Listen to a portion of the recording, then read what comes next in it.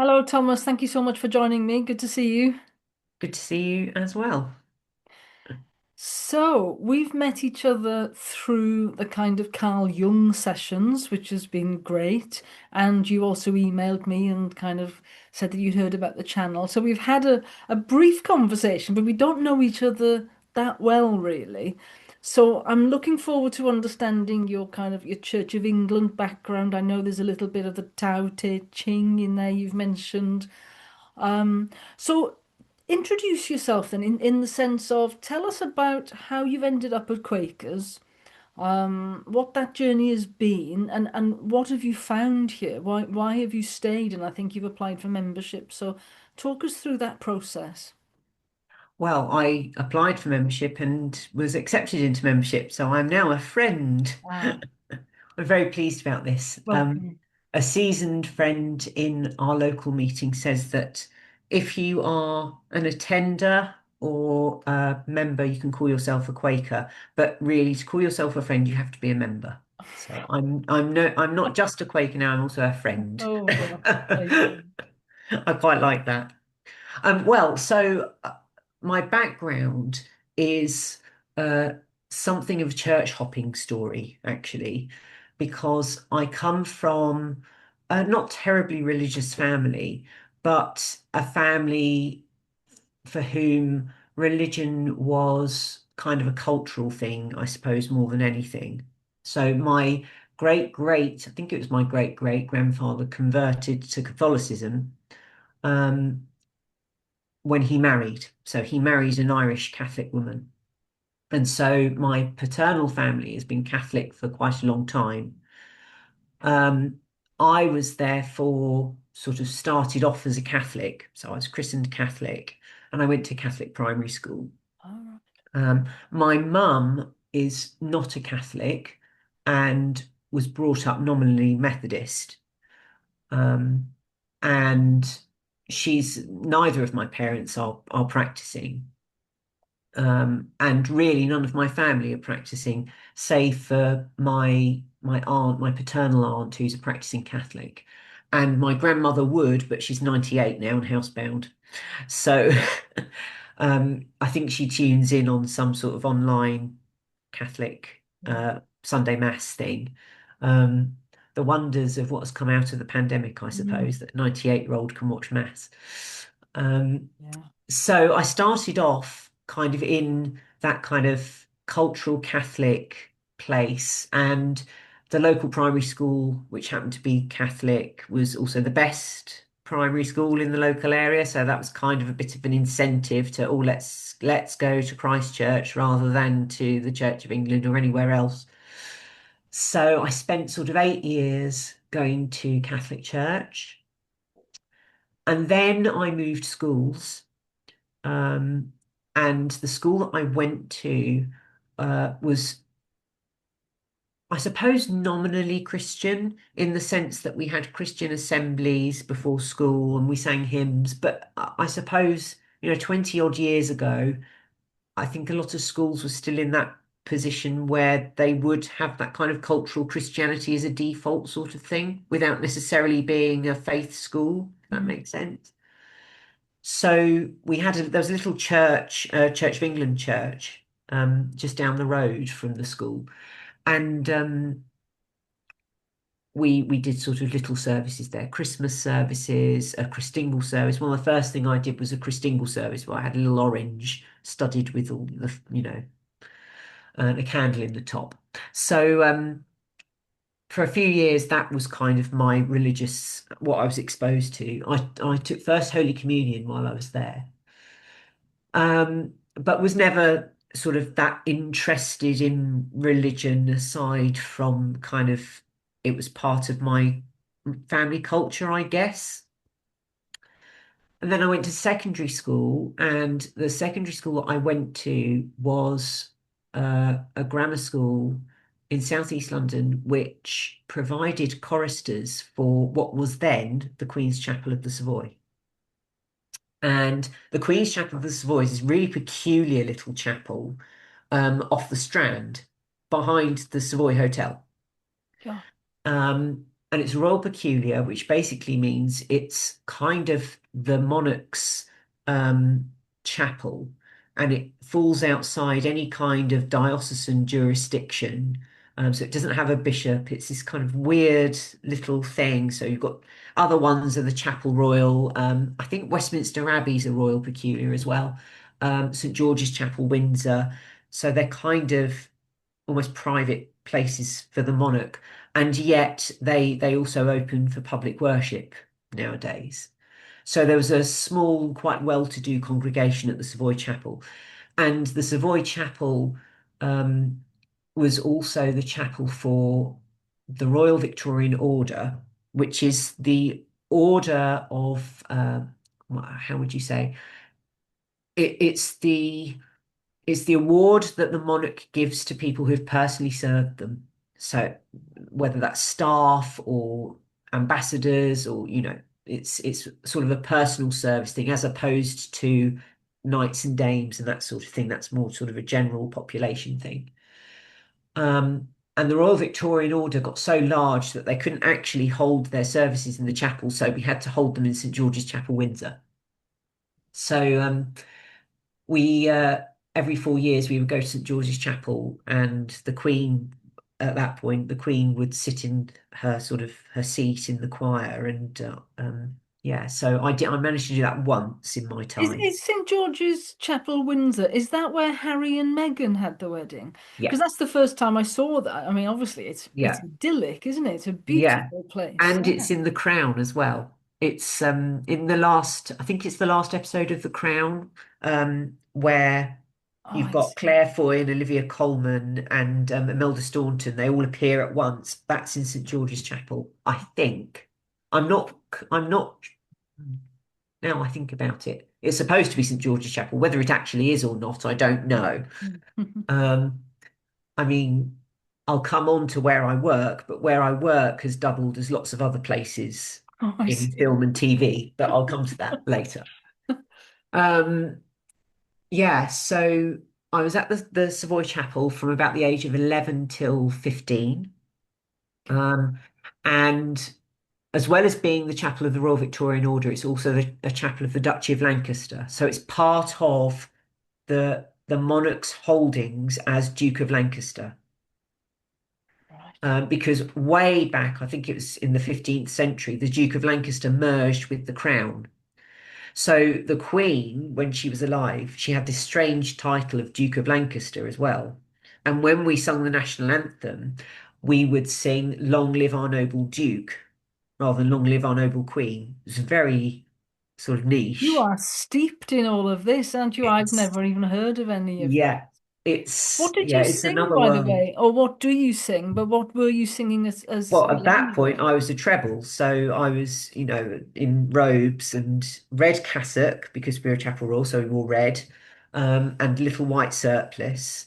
And if you were head chorister, you got a medal as well. And occasionally you'd carry the cross in, so it'd be the cross on top of a pole. You'd carry it in. So what's Um, the treble? Is that a very high soprano or that's, something?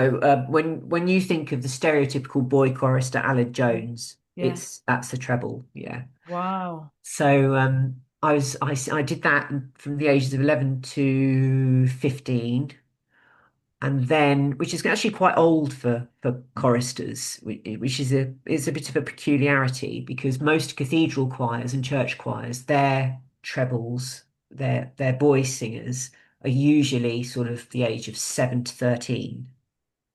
But for some reason it ran later. Hmm. And I actually joined the cohort of choristers that I joined included boys that had already joined a year before me and therefore got a scholarship to the school that I went to. So when I went to the school, I like every other boy that got into the school was auditioned to see whether we could go in the school choir or the chamber choir or depending on how, whether we could sing or not.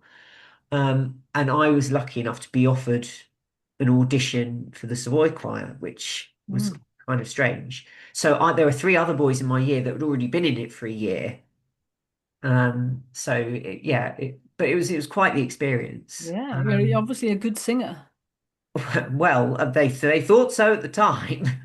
I don't sing. I don't really sing actively now. I stopped singing fairly recently, but I used to sing with um, a local choral society where I grew up in Southeast London, Mm, um, and a couple of other choirs along the way. A voluntary choir at a cathedral, um, which was sort of as an adult, and then a kind of a semi-professional auditioned choir in Greenwich.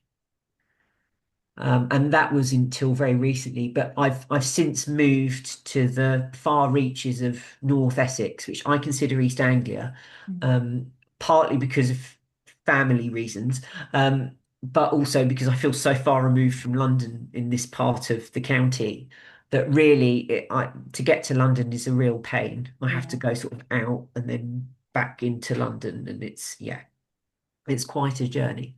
So anyway, I digress. Um, so I was at the Savoy, and then once I left the Savoy, I I kind of developed a sense of not necessarily faith, but interest in religion, I suppose. Um, and so I kind of felt I wanted to go to church still. So when I wasn't going into London, I started to go to a local parish church. And the churches in the Diocese of Southwark, this is Church of England, are very, very Anglo-Catholic, which essentially means that they tend to have very sensory worship. So there's lots of incense, music. The theology tends towards a more Catholic way of thinking about the sacraments, so Holy Communion, baptism, um, and the vestments are much more elaborate and that kind of thing. And I kind of got into it a little bit, but after a few years, it I didn't dislike it, but it just wasn't working for me. I Mm, didn't kind of feel that I fitted in there.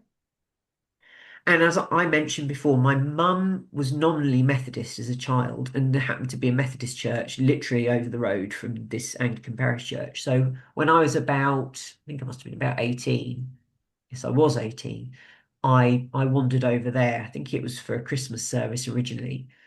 Um, And the thing that struck me about it was how it was very much like the Savoy in terms of their worship contents. So the Methodists have a worship book, which is essentially the Book of Common Prayer, the Anglican Book of Common Prayer, but kind of updated.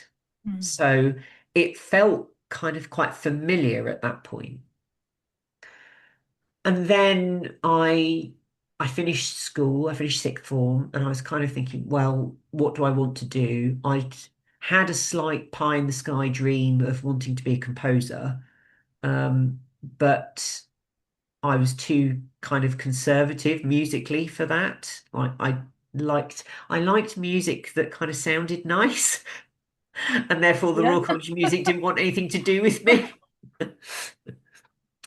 So, and I'd kind of put all my eggs in one basket. So when I didn't get in, it was kind of oh, I've not done a UCAS application. Where am I going? What am I doing? Kind of thing. This was Mm, in the sort of the spring of my final year of sixth form.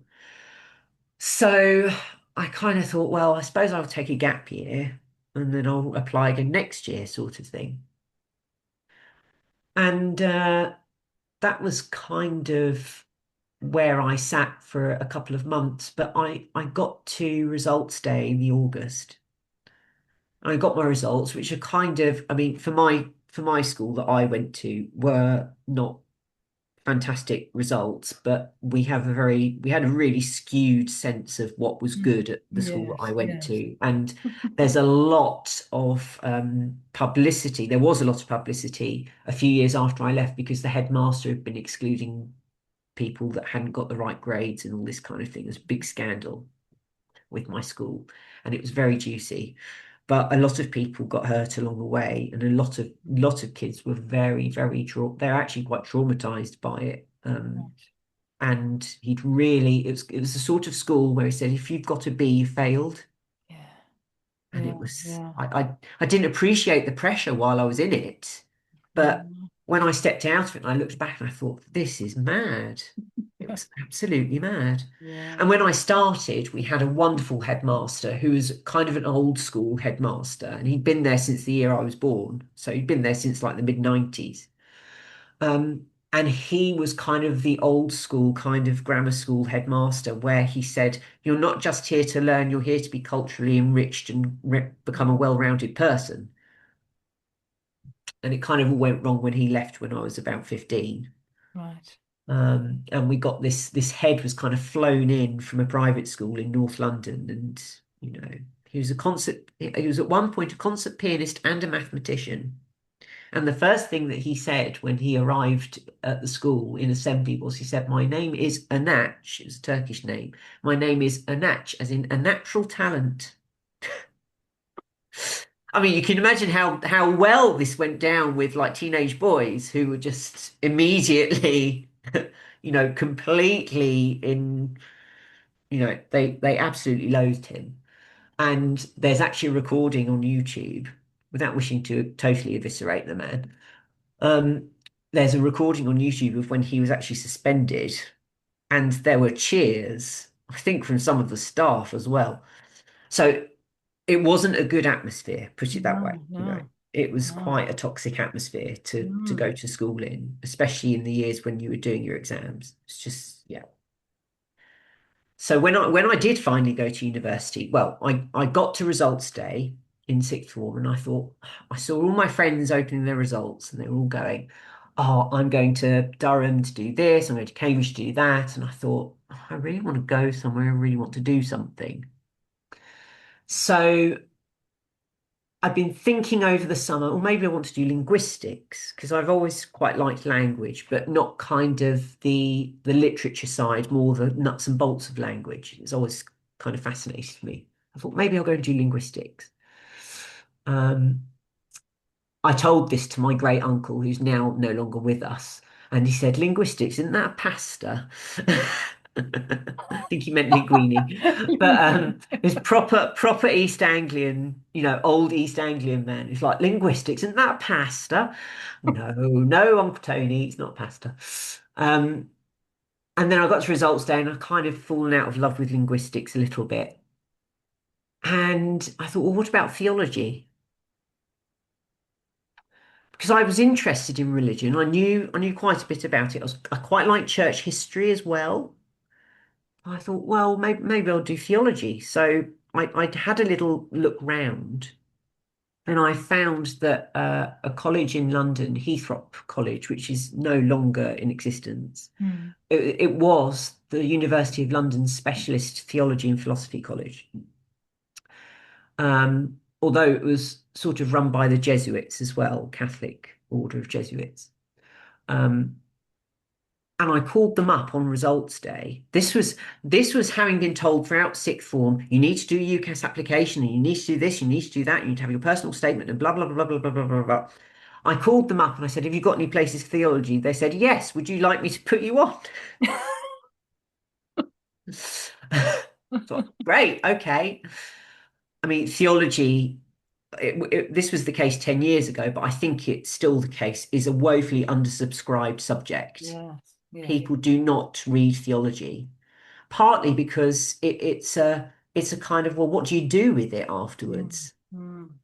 I mean, a lot of people went into the charity sector. They started work for charities and really kind of worked on their values and that kind of thing. It's quite useful for because it's so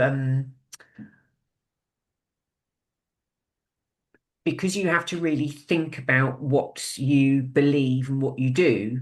It kind of trains you in being in any kind of value-based organization. So lots of people went into charity.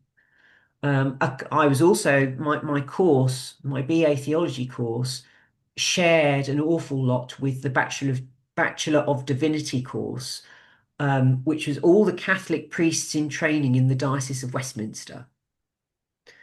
So my classes were half sort of university students and half Catholic priests in training, and it was very small. We didn't really have We had one lecture theatre which we never used because my course was so small. I think there was about 10 of us each year. Mm. And there were about maybe 15 priests in training. So about 25 to 30 of Yeah. us. Um, and that was an experience. Um, so most of the room, the majority of the room was Catholic, but there were a couple of there's a couple of Pentecostals. There was at that point I was a Methodist, so there was a couple of Methodists. I was taught Paul by a postdoctoral student who was a Goth Methodist. She was wonderful, really liked her. Um, my Hebrew Bible lecturer, as we called it, was a Congregationalist or radical independent, as she likes to call herself. That's my Um, background, not my personally really much, but that's what I've grown up in is that congregationalist. But that's yeah, an amazing array of, I mean, yeah. probably, even when you forget 95% of all of that, you still know way more than me about all of this theology and about all of this ecumenical and denominational landscape. I What mean, an amazing I've hopped experience. through the churches. I've Mm. really hopped through them. Like I've only got to Methodist so far. There's a couple more churches in between Okay. towards Quakers. So yeah, I am. But it was a very diverse kind of cohort of students actually. Mm. And although the college was run by the Jesuits, the Jesuits that ran it um, were, for the most part, they were very open-minded and very ecumenically minded. I had really wonderful lecturers actually who were really very knowledgeable, really specialized about their subjects. And I mean, my course grounded me in not only church history, but systematic theology, which is essentially the thinking part of theology. How do we talk about God? How do we talk about our experience of God? Um, how do we systematize our religious practice in such a way and make sense of it as to what it is? Mm. But I think the thing that really hooked me, and I didn't realize it had hooked me until a couple of years after I'd left uni, was actually the biblical studies. Because for me, growing up, the Bible, at least when I was young, the Bible was just kind of this book that said a few things, and maybe you picked up bits of it here and there, and um, it wasn't something that it's not a book you sit and read from cover to cover because Mm. it's not that sort of book. Some people do, though. Some people do. Yeah. But what what I learned at university was the critical reading of biblical texts, Mm. which until I got to university was totally alien concept. Mm. And biblical criticism as a practice um, actually it owes a lot to literary criticism. Mm. Um, and we've really only been doing this sort of thing with the Bible for 200 years and only with good methodology, I would say, good methodology for the past maybe 70, 80 years, so that we can look at biblical texts and we can, using an increasingly interdisciplinary approach, you can work out what the context of the text was. What we call the Sitz im Leben in theology, and everything in theology and biblical studies is in German because apparently the Germans were the first people to think about the Bible critically. So everything is in German. Um, so Sitz im Leben, setting in life, Right. and it's essentially a way you approach a text. So you have, I don't know, take Genesis 1. You've got the creation story in 6 days. And what you'd look at is, well, what is the text doing? What's its function? Is it a story about the origins of the world? Yeah. What else is it? Does it have liturgical form? Because you've got some mirroring between the first and the fourth day, the second and the fifth day, the third and the sixth day. What language does it use, and does that help us date it? So there's a particular word that's used for God that we can quite accurately date that Genesis 1 is much later than Genesis 2.4b onwards. So the story about when Adam has his rib taken out and the rib's made into Eve is earlier than the bit in Genesis 1 in the beginning when God created the heavens and the earth and all was void and that one. That's actually newer. And that kind of blew my mind a little bit because Yeah. when you read a book, you Yeah. read an ordinary novel, it just kind of is as it is, and you Yeah. kind of, this is what it means, and but you cannot do it with the Bible because one, it's not a book, it's a collection of books, and even the supposed books within the book are not necessarily books. So Isaiah is pretty widely accepted to be three books. One that's written before the exile, one during the exile, and one after the exile. And that changes how you read the text and how you understand what it's doing and what it's saying to the people that are listening to it. Mm. And so I kind of got hooked on biblical studies, actually. That was kind of where I ended up going. It's a very Um, intellectual, analytical thing, isn't it? Like a yeah, puzzle almost. I can imagine it's a bit like a crossword yeah. puzzle. Mm. Yeah, I mean, and it's so interdisciplinary now, which is great because we're starting to approach it from different methodologies. So we use archaeology, we use literary criticism, we use things like history of art as well. Um, and it's for me, it kind of brings in all of the things that I'm interested in. It's almost a cultural thing, just a culture, a study of culture, and to kind of rebuild the world as it might have been when these texts were being written, they were being heard. Mm. Um, it kind of brings that world alive to me in a way that just reading the Bible in a kind of non-critical way doesn't do. Yeah. And since then, since university, I've got lost down so many kind of biblical studies rabbit holes. And in recent times, I've really enjoyed the work of AJ Levine, who's a self-described Yankee liberal Jewish feminist. Um, but the interesting thing about AJ Levine is that she is an expert on the New Testament. So she's a Jew, but she does Yeah. New Testament stuff, which is absolutely fascinating because she can kind of peel away the Christian interpretations that have been put on to the gospel texts, especially, and restore the Jewishness of Jesus and the early disciples. Um, so, I mean, she's done a great work on parables and things like that, Yeah. where the parables that we all know and love, like the Good Samaritan or the lost coin or the wheat and the weeds, she kind of unpicks them a little bit and says, well, do they actually mean what culturally we've come to expect them to mean? And when you look at the Good Samaritan, it's always, there's always all these Good Samaritan hospitals Mm. or be a Good Samaritan, the Samaritans. It's all about helping other people. Yeah. Yeah. But the parable itself is really quite radical because a Samaritan in the context would have been, someone not just the enemy, but like the spawn of Satan, like a complete and utter enemy. And so I mean, when you get the story of the priest and the Levite, so you're expecting a priest, a Levite, and priest, a Levite, and a Jew is the three I think you're expecting.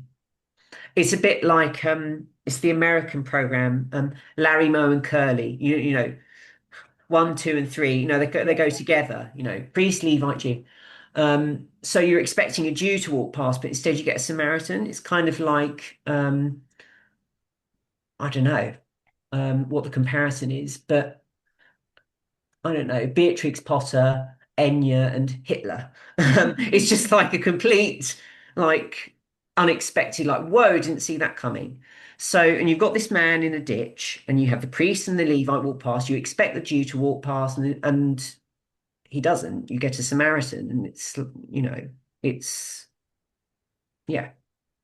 So actually, when you identify as different people in the story, you start to get different effects. So if you identify as the man in the ditch, can you imagine being saved by someone that you viscerally hate and you don't actually even consider human?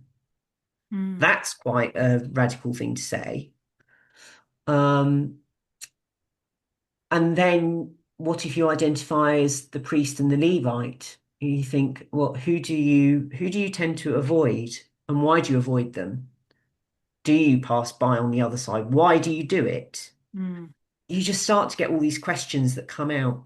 And uh, this is part of the reason why I really like the Hebrew Bible, the Old Testament, because you tend to get more of these stories, but without the kind of the cultural layering of what they mean. mm. So every time you read them and you identify with a different character, you get something fresh from it and something really important. And you start to see why they've included these stories in the first place, Yeah, yeah. because they really help people make sense of, I mean, there's some really harrowing stories in the Old Testament. I mean, you've got them. There's a really, I think it's a really good story, not good as in like morally good, but it's a very vivid story of the rape of Dinah, and that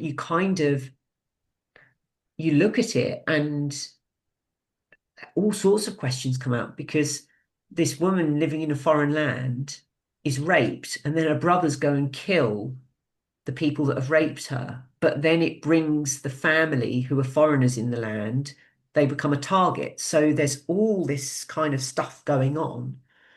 Um, and I just find it so rich and Mm, so, so valuable to see that so much of what happens in society today is actually a really old pattern, and that things like this have always happened, yeah. and that we've And always wrestled with them, and that people have wrestled with them in different ways. yeah. And that And if and you you know, my engage.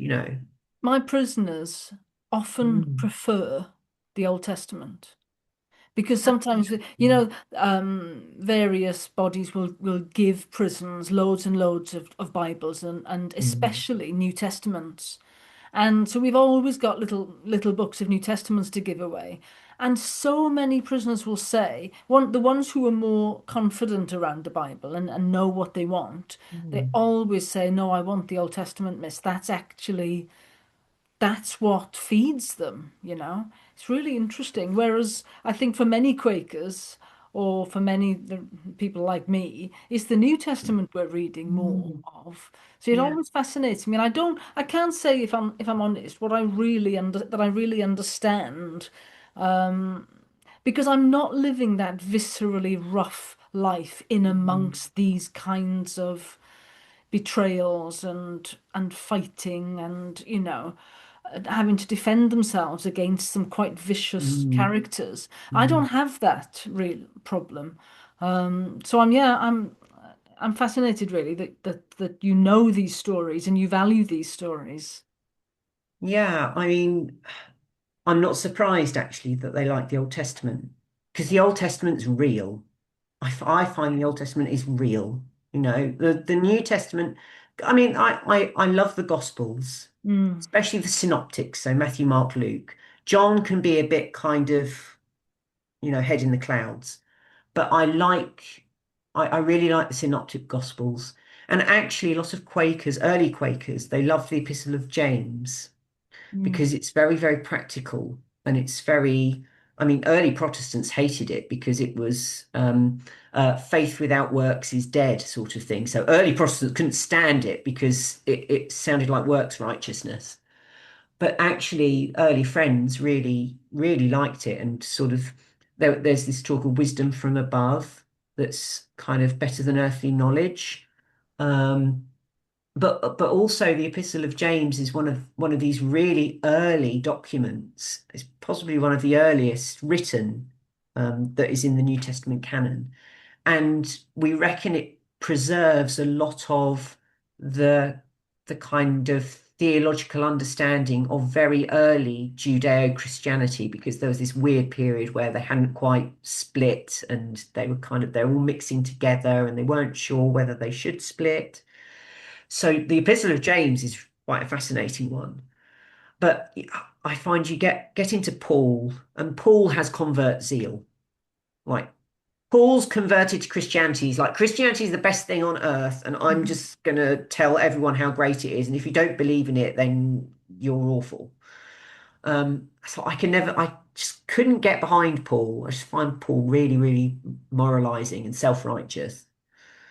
But yeah, I mean, the Old Testament, that's where it's at for me, because I see Jesus as part of that storytelling tradition. I don't see him as kind of this very sort of analytical, theological, philosophical school that kind of comes after, um, which is very Hellenic. It's very Greek kind of philosophy sort of thing. Do I mean Hellenic? Yes, I do mean Hellenic. Maybe that's not quite the right adjective. Isn't it? Um, Yeah, it yeah, implies Greek, doesn't it it? does. Yeah. Yeah. Um, yes. So I love the Old Testament, and I mean this kind of brings me in a way back to where I've ended up. So I've ended up at the Methodists, and at the Methodist Church, I'm kind of feeling this call to do something, and part of it was I was going to services every week, and the Methodist Church, like many nonconformist churches, they don't tend to have a minister every week. They'll have a selection of lay preachers, which in the Methodist Church called local preachers. Mm. And actually, nonconformist churches really rely on these lay preachers because the ministers are fewer and fewer, far between. Um, and I saw preachers coming to my local church and they were preaching, and I was becoming more and more frustrated that they didn't seem to have a good grasp on good biblical scholarship. I'm Oh being a dear. bit I I'm bet they being a bit loved having you. diplomatic here. Maybe I had high standards. I don't know. Maybe I have high Yeah. standards. I thought to myself, perhaps my standards are too high. But some of them, I mean, I needed a teaspoon to get my eyes back to the front of my head. They'd rolled back so far. Oh, I'm feeling for these preachers now. With this very studious looking young man in the corner rolling his I eyes. mean, I don't know whether I kept a poker face or not, but anyway. So maybe I was a little judgmental. Maybe I had high standards. I don't know.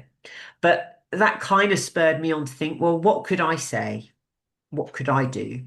Mm, mm, So I approached my minister, who was a really wonderful minister. He was also the superintendent of the Methodist circuit. So the circuit had 9 churches in it, and he was kind of the minister that oversaw all of those churches and the other ministers that ministered to them. And he was really, really wonderful man. He's now sat down, which is Methodist terminology for retired. Um, he's gone, I think he's in Salisbury now. But he said, well, to train for ministry with the Methodist Church, you have to first be a lay preacher, local preacher. So I started on the local preaching course.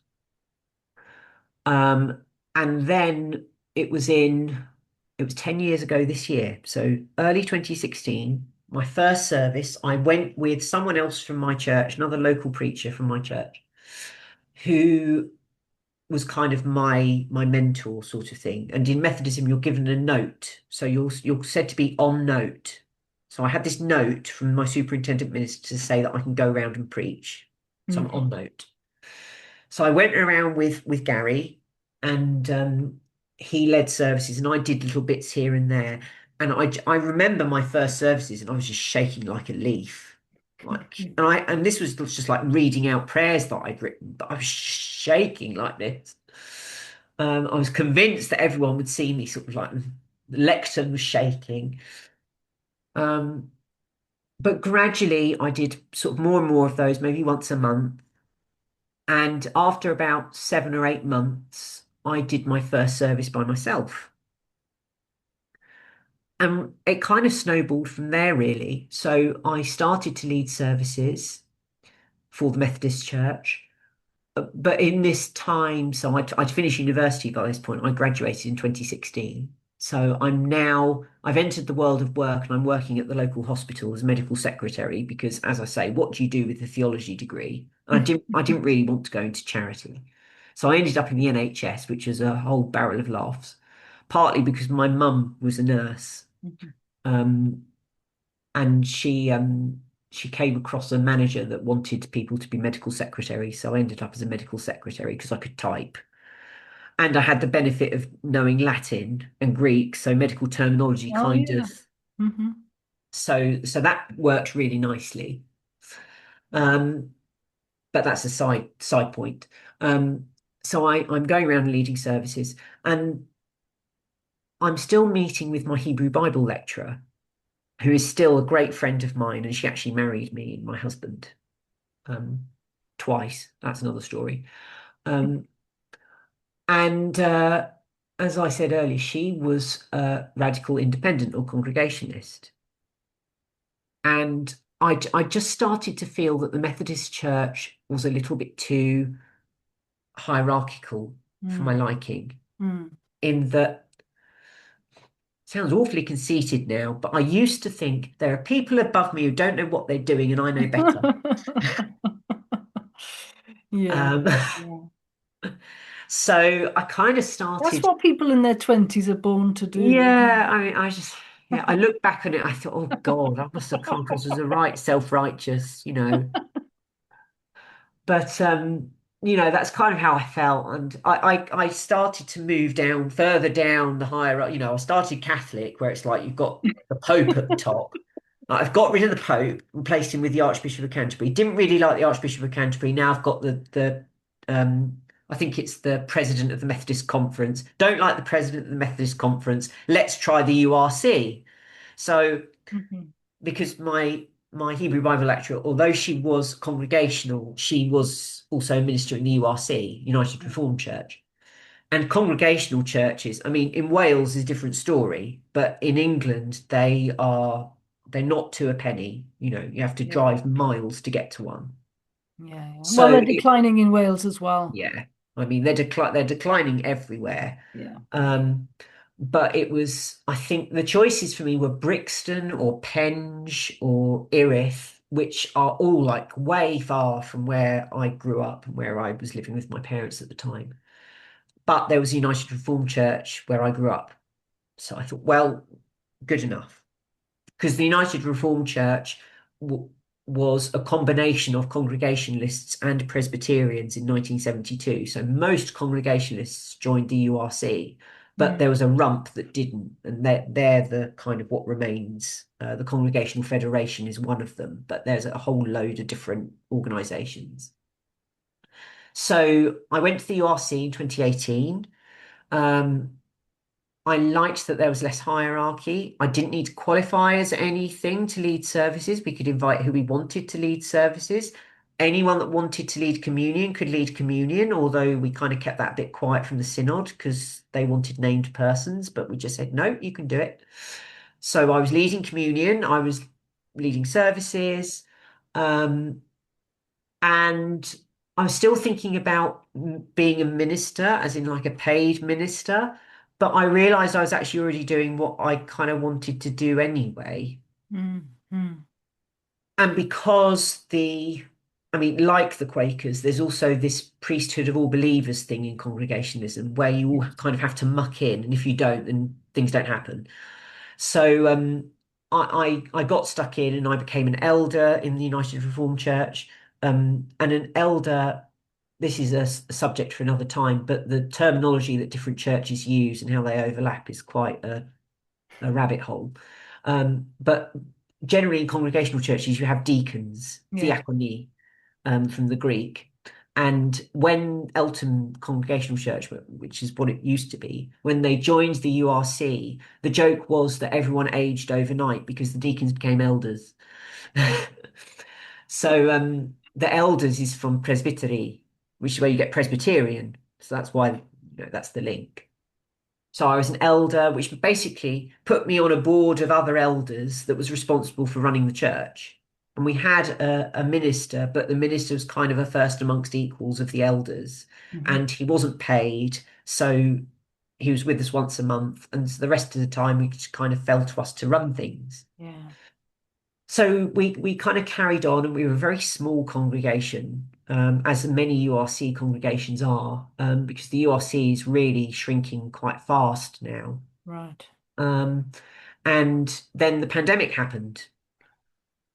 So the church closed temporarily, and I was kind of frustrated by this, because I'd come to value congregationalism and dissent generally to be the one that didn't listen to the state, and they did what they thought was Oh, right. good point. Good point. So, I mean, it would be fine if the church decided that they ought to close, but it frustrated me that we were being told to close. That really frustrated me. Um, so I started up a virtual church, which essentially entailed people from the URC, a couple of people from the Methodist church that I'd left, and a few other people that I'd met over the years coming together to pre-record a service. And I pinched hymns from YouTube and, all this kind of thing, Yeah.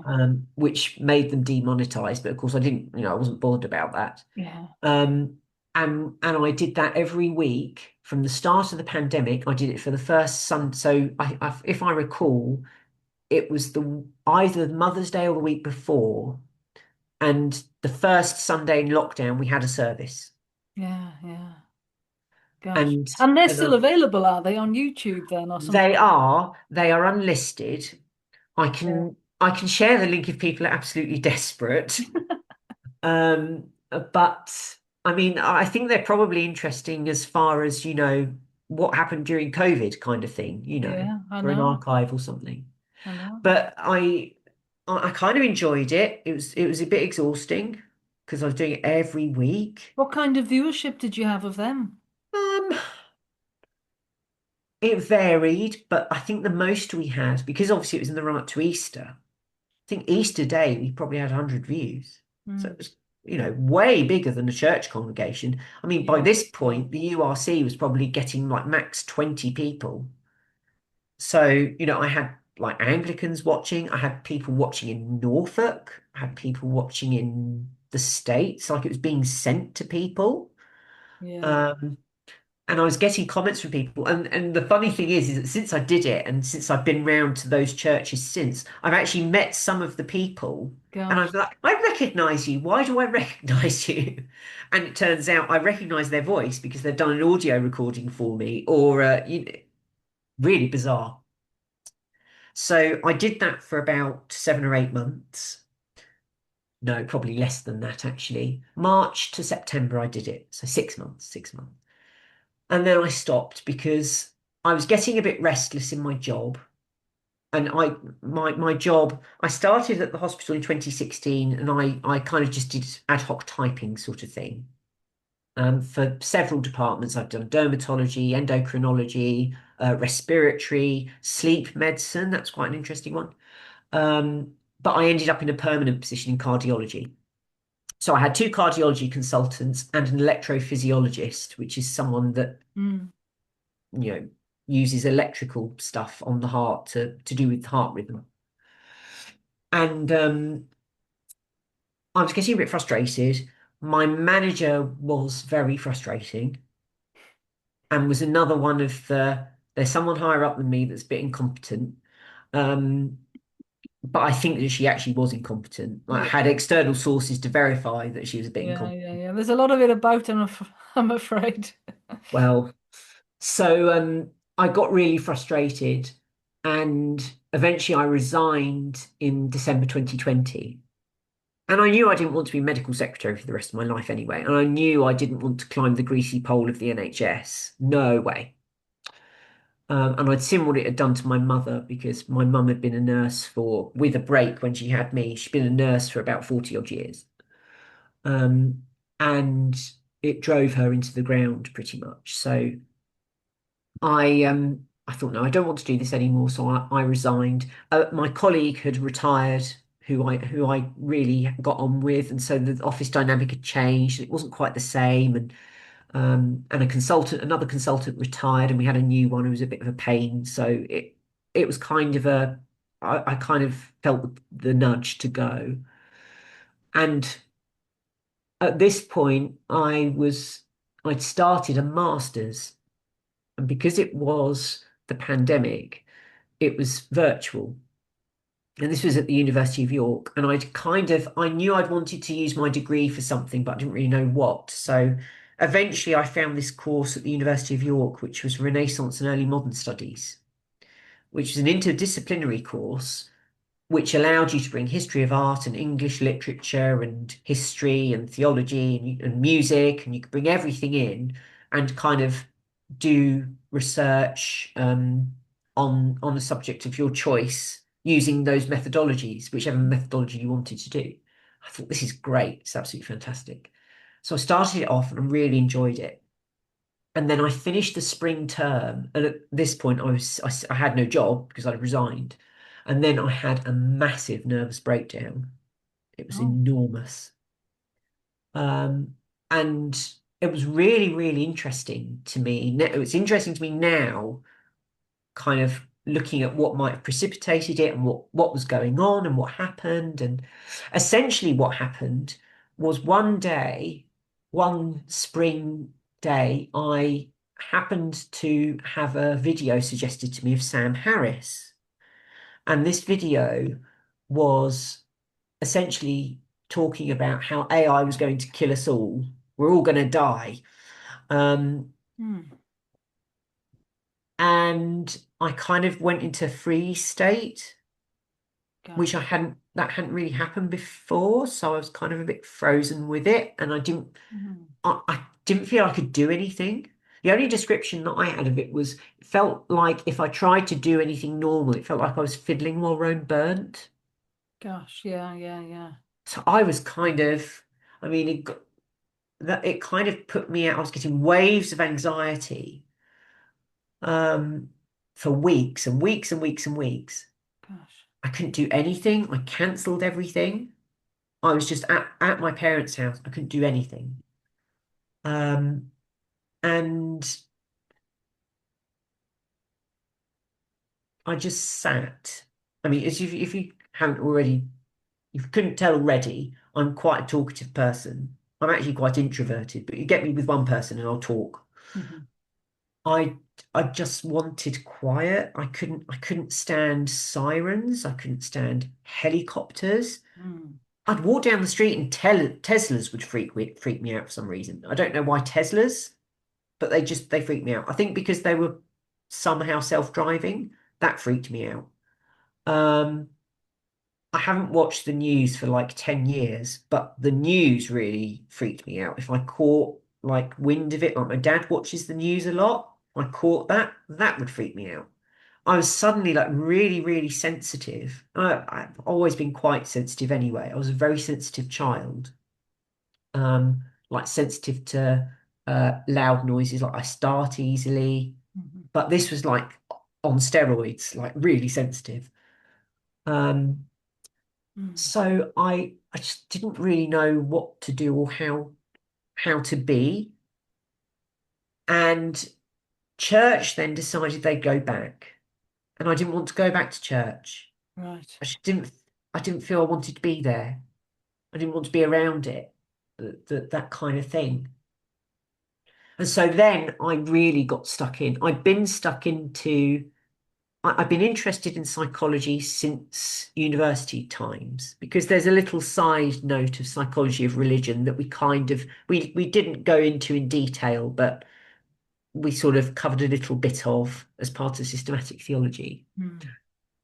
but I'd been interested in psychology since about 2015 or so because I started to go to counselling, which then became I started online counselling, and then it ended up as in-person psychotherapy Mm.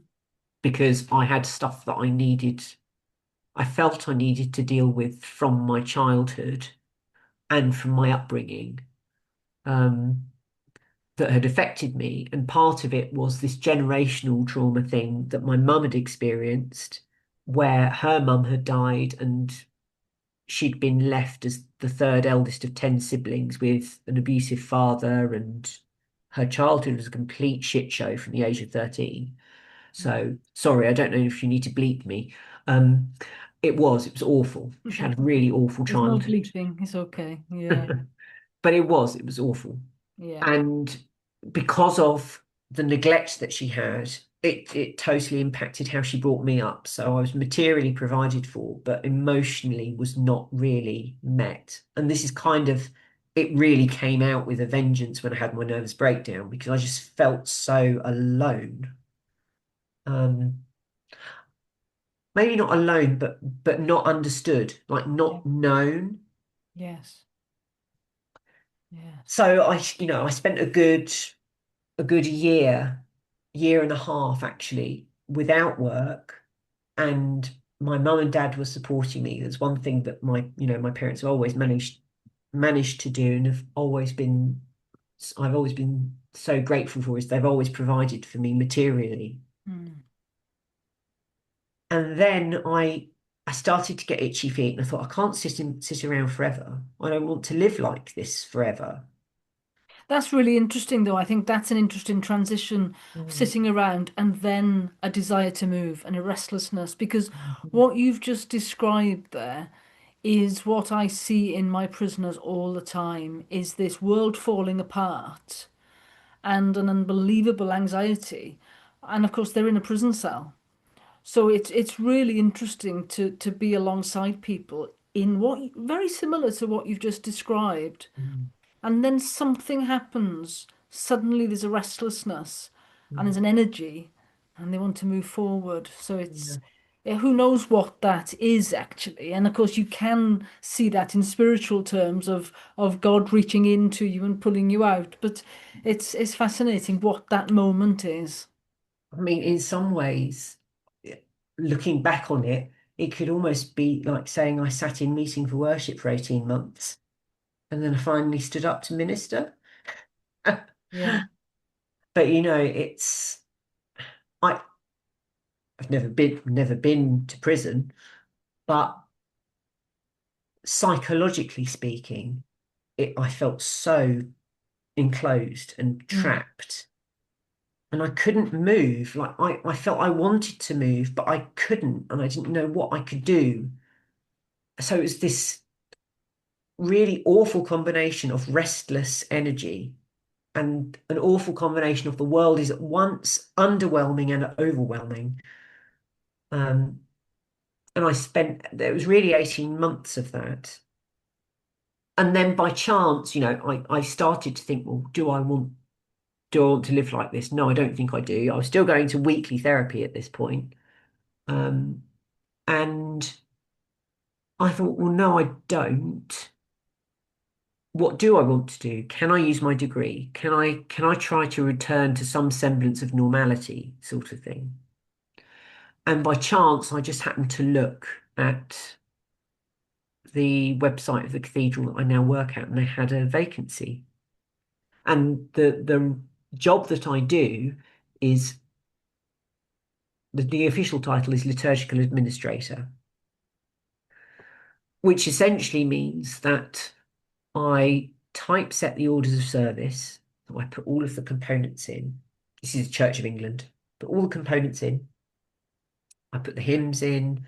I make sure that the Eucharistic prayer is correct and orthodox, because if you get it wrong, then things explode in the Church of England, apparently. Um, so, I have to make sure all the text is correct, and that we've got things in the right order, and please stand, please sit, and all that kind of thing. So I typeset that for each Sunday, and this is a busy London cathedral, and We've got two services that I do the order of service for on a Sunday, but actually throughout the year we have so many special services as well. Um, and we're linked with a couple of the London what's the term? The London companies, um, who like the glaziers and um, the launderers. Cleanliness is next to godliness is their motto. Um, and yeah, so as well as sort of livery companies, but we've also got like civic events, so the High Sheriff and occasionally the Mayor of London and occasionally the Mayor of Southwark, and there's loads of different things happen. And we get memorial services, some for very, high-flying sorts of people like Vivienne Westwood and Gilly Cooper and all sorts of people. So my job also extends to preparing those services, making sure that we've got the right layouts, the right numbers of stewards, the right contents. And this is kind of where my nonconformist side comes into the fore a little bit, because I can kind of construct stuff that's not Mm. Anglican. I can do things that Right. are a bit sort of left field. Yes. So if someone says, "Oh, we really want to do a celebration of the 175th anniversary of Wandsworth Prison." I think, how do you celebrate a prison? But um, it you can kind of, I mean, my manager kind of took the lead on that one, but there have been other ones where I've kind of suggested, well, why don't you do this? You could do that. What if Mm. we switch Mm. that around? So the Yeah. flexibility that I learned with nonconformist worship has kind of helped in that regard. So I've been there for 3.5 years this month, because I started in October 2022. Um, and yeah, so that's kind of what I ended up doing for work. And this is the bit where I think your regular viewers will be perhaps slightly more interested, because it's the Quaker bit. Mm. Which is After all really this time, quite, it's very late on in the story, isn't it? In very the late sense, on in the like you're story. a young person and you've got all of this backstory before you've even arrived at a Quaker meeting and you Yeah, haven't even mentioned where you first became interested. It's amazing. So it yeah, feels very much like very recent history for you. it is very recent history. And I should qualify this, because although I hadn't ended up part of a Quaker meeting, um, I had some contact with Quakerism, in that when I was at university in my last year, and we were working out, well, what do I want to do? I did actually think a little bit about, do I want to go into archives or something like that? And I contacted a friend's house, and they took me on for about 6 months, and I was digitizing the Friends Ambulance Unit records. All right. Because at that point they were in the process of scanning them all in and cataloguing them and this sort of thing. So that was kind of my first organizational exposure to Quakerism. Um, and I really enjoyed working there. I didn't do very long. It was like 2 hours every week, Mm. when there was a Z When in was the that middle. happening then? When was that digitization happening? Well, it must be 10 years ago, because it was the last year of university. It must have been 2016. Yeah. Um, but Yeah, it was, because I was involved partially kind of on the committee side of that, oh, because I were was on the you? Quaker Life Central Committee, and at that Oh, time there was a library committee. right. Libby, isn't it? I think is the librarian, and My contact was Lisa McQuillan. Um, all right, and I right, think she was an archivist, I yeah, think. yeah, yeah. Um, but I really enjoyed, I Important work. I mean, very when I'm doing important family work. history now, and everything is just click, click, click. I'm on my Yeah, phone at night going click, click, click, and you just find stuff. It's yeah, astonishing. yeah, yeah. I'm a bit of a family history nerd as well. And I've done an awful lot of family history, and it just makes life so much easier when you can click for it and it's there. Mm, yeah. Yeah, absolutely. So I really enjoyed that. And coming across, I picked up one of these cards and it's like got a Cadbury on it, thinking, "Oh, Cadbury's, you know, that kind of quaint Quakerism that I'm like, Yeah. oh, look, there's a Cadbury, there's a Fry, there's a Roundtree, there's a Clark. Mm. Um, so I did that for about 6 months, and that kind of brought me into contact with Quakerism and with the Quaker bookshop. And I used to like going around the Quaker bookshop and seeing what was there. Um, why didn't I become a Quaker at that point is perhaps an interesting question. Partly it was because there isn't a Quaker meeting where I grew up. The nearest Quaker meeting would have been Blackheath Quakers, Mm. which is this really quite a stunning building actually. And it's got a central vent at the top with glass so that the light kind of pours down into the centre, which I think is really great. Mm. Um, When beauty still mattered, yeah, I mean, buildings were yeah, very carefully designed. yeah. I Mm. mean, this is actually a fairly modern building. I think it's 60s or 70s build. It's a brutalist thing, and Oh, it looks quite. I think it looks a bit ugly from the oh, outside, but when you interesting. go in, you Mm. get this column of light on a good day. You get the column of light, which I absolutely love, and that you all face inward around this light. It's really great. I love how buildings can, convey theological stuff. Yeah, yeah. That's really interesting to me. So, I mean, I went a couple of times to Blackheath Quakers. I went by myself. Um, I went with a colleague from the hospital who was kind of curious, and she lived in Blackheath, so we kind of went together. Interestingly enough, when I went, although it was quite a full meeting, I never heard any ministry. Um, but I don't think that kind of registered at the time. I Mm. only think about it now, I look back. But I mean, I didn't become a Quaker at that point. Partly because I was still slightly wedded to the idea of being a minister as a profession, Yeah. but also because I think I hadn't quite worked out what Quaker's deal was. Mm. Um, and I think this might have been a political question for me because when I looked at Quakers from the outside, I saw very left-wing, radical, activist, kind of minded people. I kind of also saw very middle class people, at least in Southeast London, I did. Mm. And it kind of put me off a little bit, I think. I mean, I come Mm. from pretty working class stock. I mean, my mum grew up in a council estate. My dad's family were all dock workers on the Thames in Bermondsey. So I'd always felt, not necessarily I didn't like it, but I didn't belong to it in that sense, Mm. that kind of class, if you like. Yeah. And so I kind of found it a bit difficult when when I was around people of that kind of persuasion to really feel that I got them and they got me and that I belonged with them. So I kind of kept my distance a little bit. Um, Yeah. Even though I also admired Quakerism. I admired the testimony of peace. I really admired that. Um, yeah, the peace testimony was really important to me, and inspired me to wear a white poppy. I don't wear any poppy now, but that inspired me quite a bit. Mm. Um, and also the testimony to equality was quite important to me.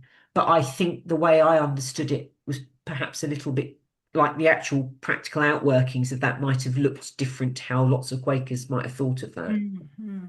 Mm. And I was thinking specifically in terms of say I was thinking of same-sex marriage at the time, and I kind of admired that Quakers were one kind of the vanguard of that movement, sort of thing. Um, so yeah, so I was interested in Quakers. But I also felt a bit of a distance. And I just hadn't quite, circumstances weren't right, stars hadn't aligned, it just wasn't. Wasn't going to work at that time. Mm. Then I met my now husband, who grew up in South Essex, and then we started this great, Gavin and Stacey in miniature sort of thing. Like I'd be over there, then he'd be over here, um, and eventually we got engaged, and then we got married. Um, but before we got married, we realised that we definitely wanted to be together, and we started to look for a house. And I was quite open as to where I went. Would have been quite happy to go. Although I grew up in suburban London, I'm a great countryside, seaside lover. So I would have been happy, going like North Norfolk or Yorkshire or the Lake District or like the wilds of Scotland. Like I was gone anywhere. Um, but part of it was my husband, who is he was very, still is very wedded to his old life. And I'd say that, I hope I sound kind when I say that. He, he needs more time to adjust as a person. He needs to Mm. be able to do the stuff that he's always done that keeps him Mm. grounded. So Yeah. it needed to be fairly near to where he grew up. I couldn't bring myself to live in South Essex. I couldn't do it. Um, but my mum grew up in Colchester, and I knew Colchester, I knew North Essex, I knew into Suffolk, I knew kind of this area. I've got quite a bit of family up here. So eventually we moved to a little village in North Essex. Mm. And it was quite by accident because we'd picked a couple of houses in different, one in a town, another in a few villages that were quite a way out, actually into Suffolk. Um, and we liked them, but we didn't like them enough. We didn't love them. And it was total coincidence that we drove past our house, which, as you can see, is a fixer-upper. Um, we drove past it, and I saw an estate agent outside. And I said, "Oh, should we go and look at that one?"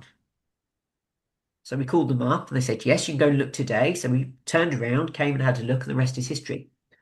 So this is now, where I live most of the time. I still work at Southwark, but the commute is horrendous. So what I end up doing Yeah. is I come home from London on a Thursday, and then my mum will meet me on a Monday because I don't, having grown up in London, I don't drive. Um, I will drive eventually, but money. Um, so she will take me back to London on a Monday, and then I commute in from Southeast London, which is much easier. Mm. Um, but when I'm off work, as I've been this week, this is where I am.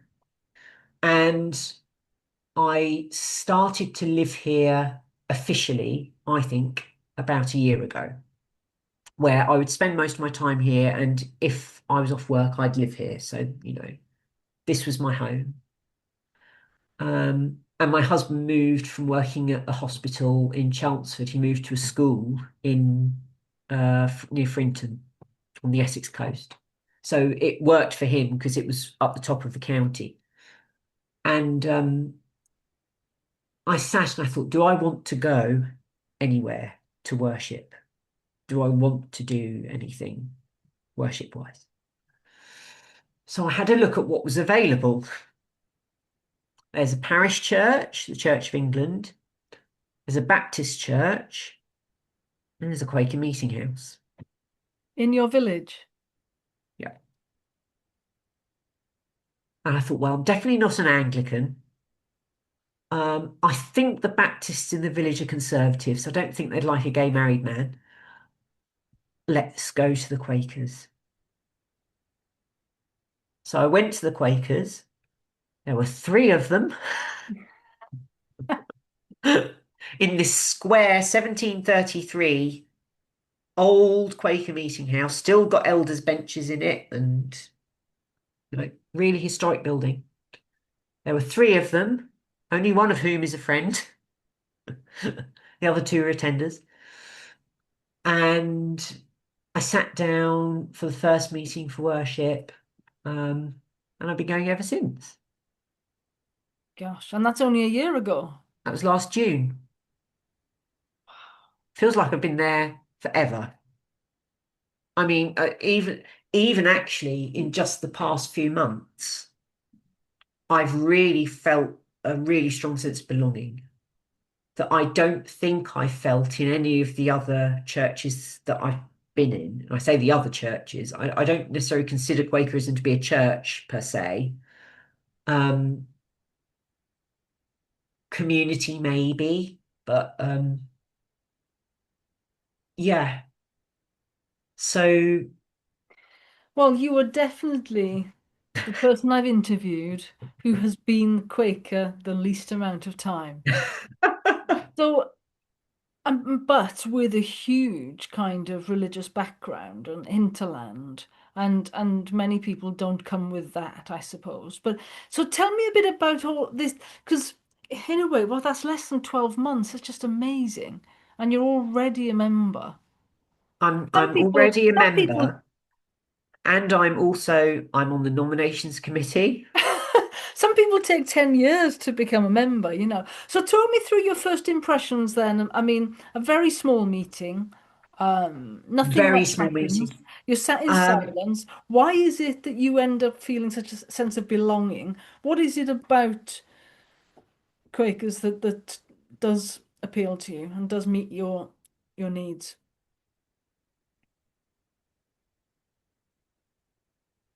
I think honestly, to begin with, it was the quiet.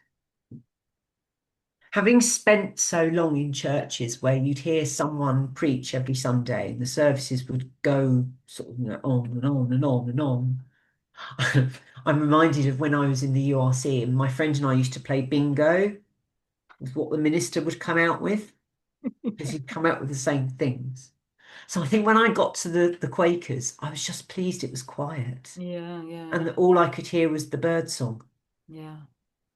And you see, it's really interesting to me because when people like yourself come with such a huge amount of education and training and experience and conceptual understanding, Mm, you don't need as much input.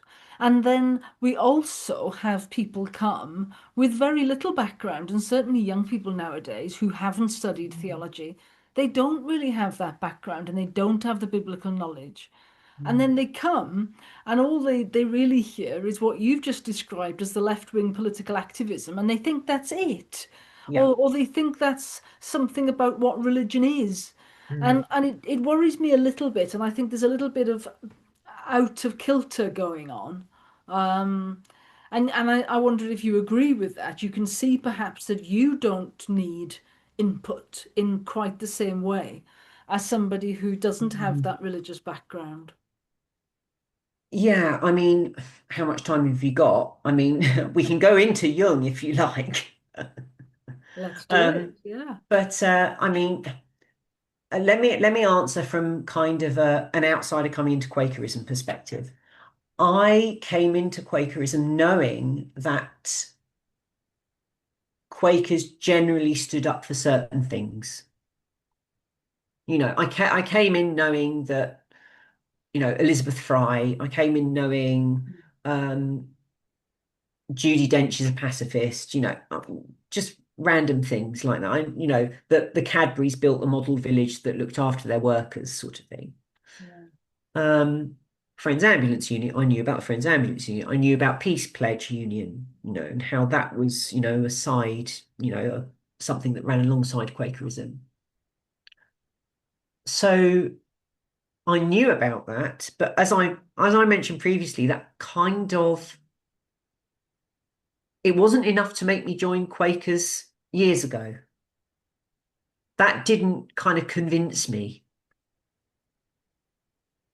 And I think the quiet, although it was kind of a gateway into Quakerism, I also sensed in Quakerism the historic, the historic origins, which were within that really radical sort of 17th century melting pot of religion, out of which came Congregationalism and Unitarianism eventually. um, and the Baptists as well, actually, who aren't and weren't always as conservative as a lot of them now are. Um,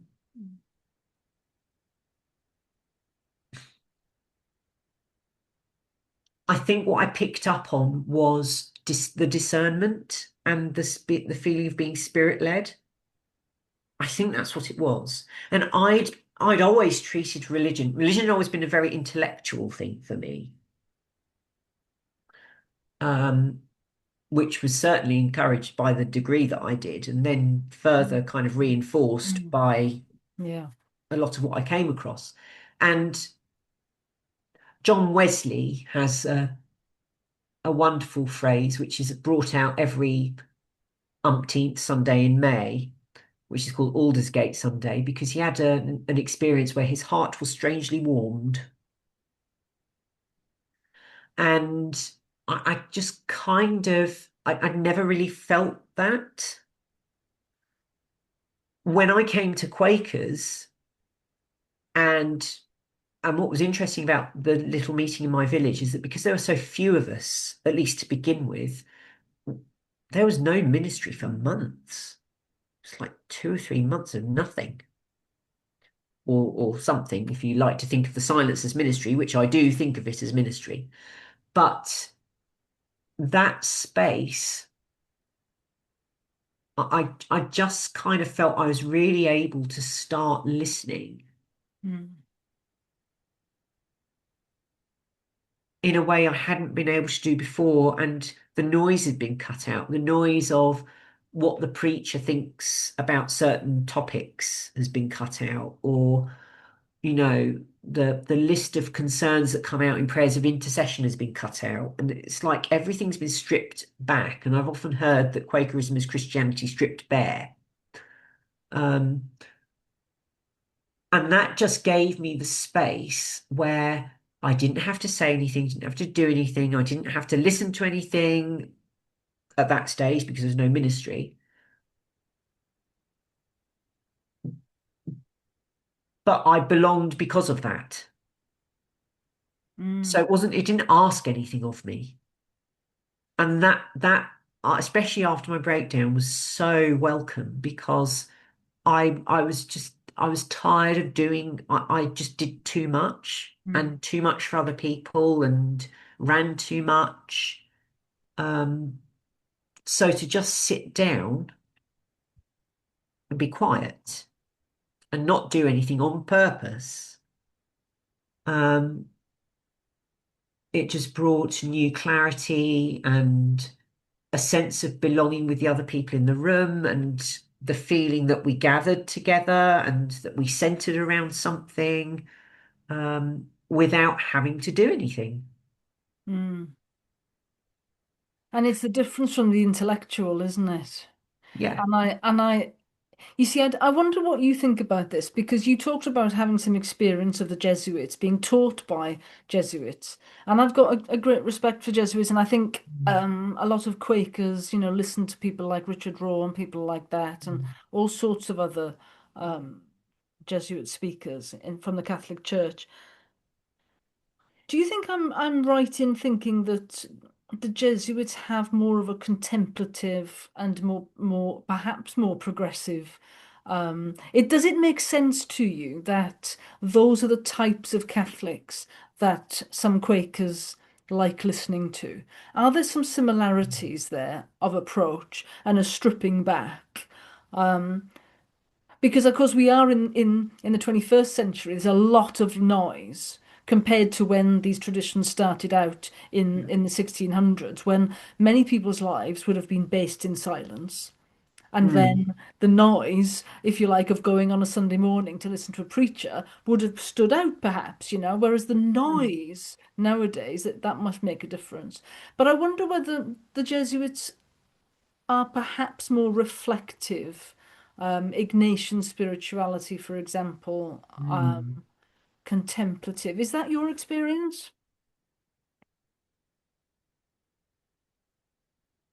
I didn't experience that at university, but I didn't really get involved in the spiritual side of things at university. I was there for the learning sort of thing. So I didn't really set foot in Oh, the chapel, as it were. ah, right. But Quakerism, I think, certainly in its origins, is is a part of contemplative Christianity. And there are quite a few different strands of contemplative Christianity. Um, and Like, like Benedictine spirituality, like Ignatian spirituality. Um, I think of and mystical Christianity as well, which was very contemplative. You know, Julian of Norwich, Meister Eckhart, um, and this kind of, and in some ways, I kind of experienced them as a bodily reaction against the intellect. mm, That where, Thomas Aquinas was writing all of this stuff down about what God is and what God isn't. And, you had people like Julian of Norwich in a little cell, a little, a tiny room attached to a church. And she was in a constant state of kind of devotion. mm. And it was a bodily thing for her. And her showings, as she called them, were so vivid and experienced. And so I kind of place Quakerism within that sort of strand of less of the thinking theology and more of the experiencing theology.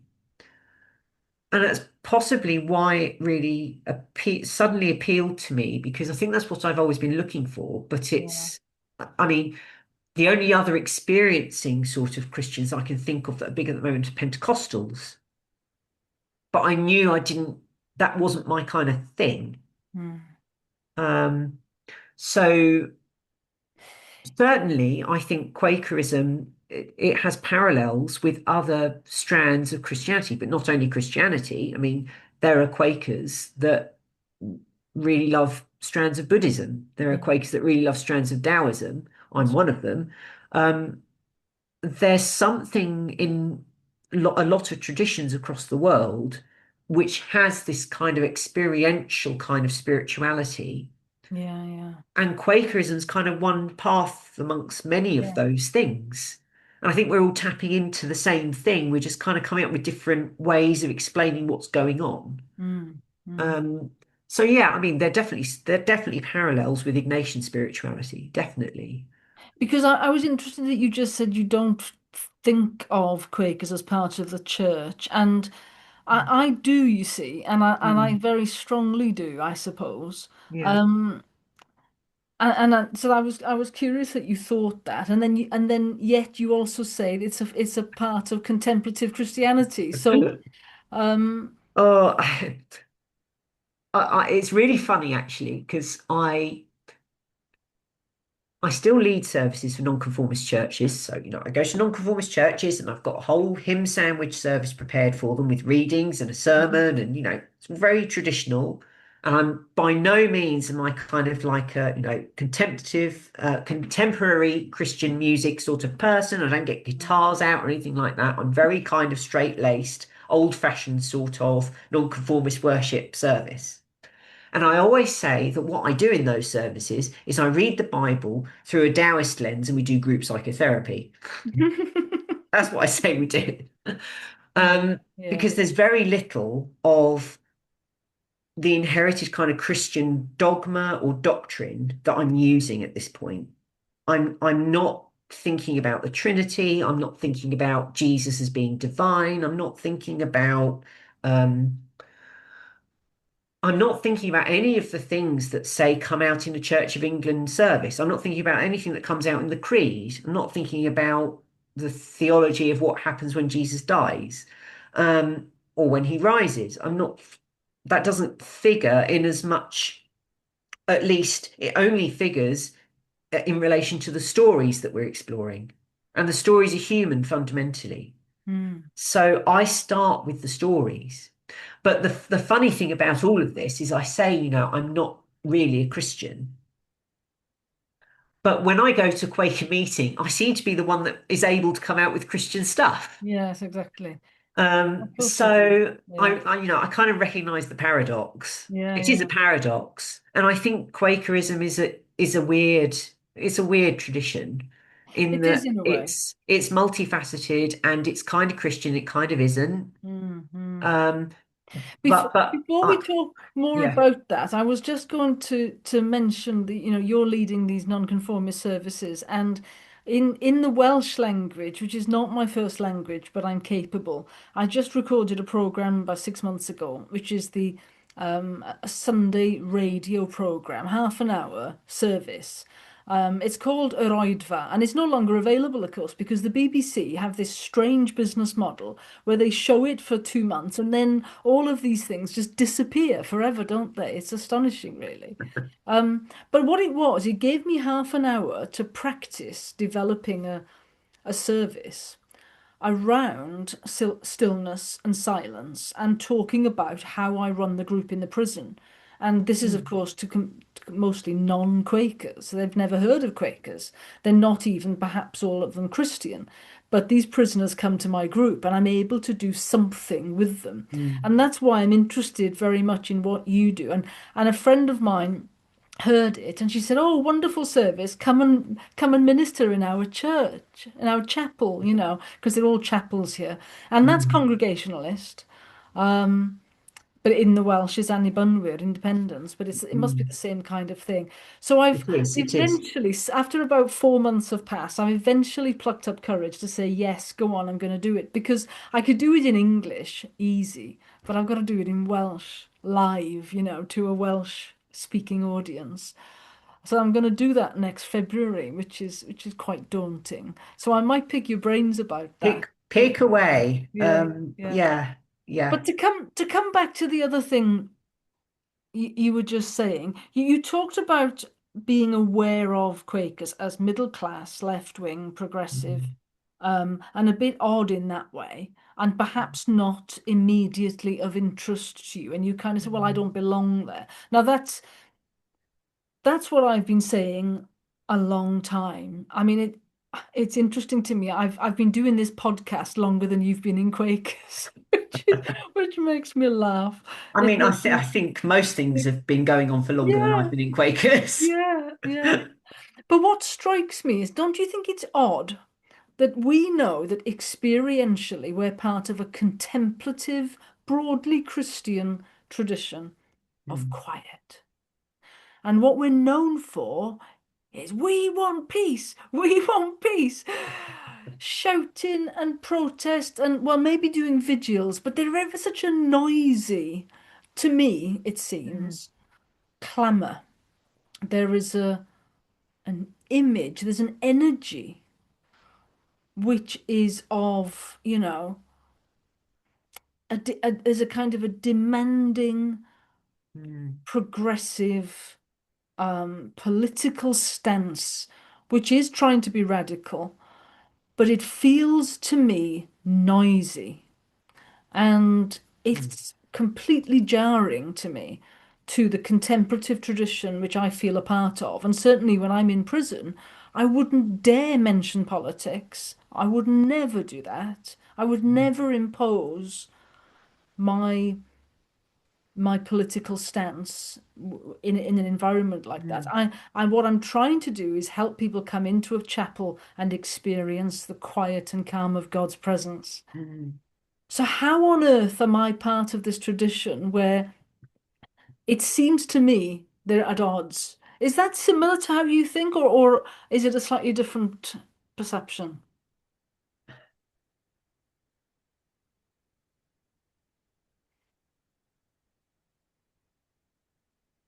My understanding of Quakerism as it currently is practiced is that there's a great tension between the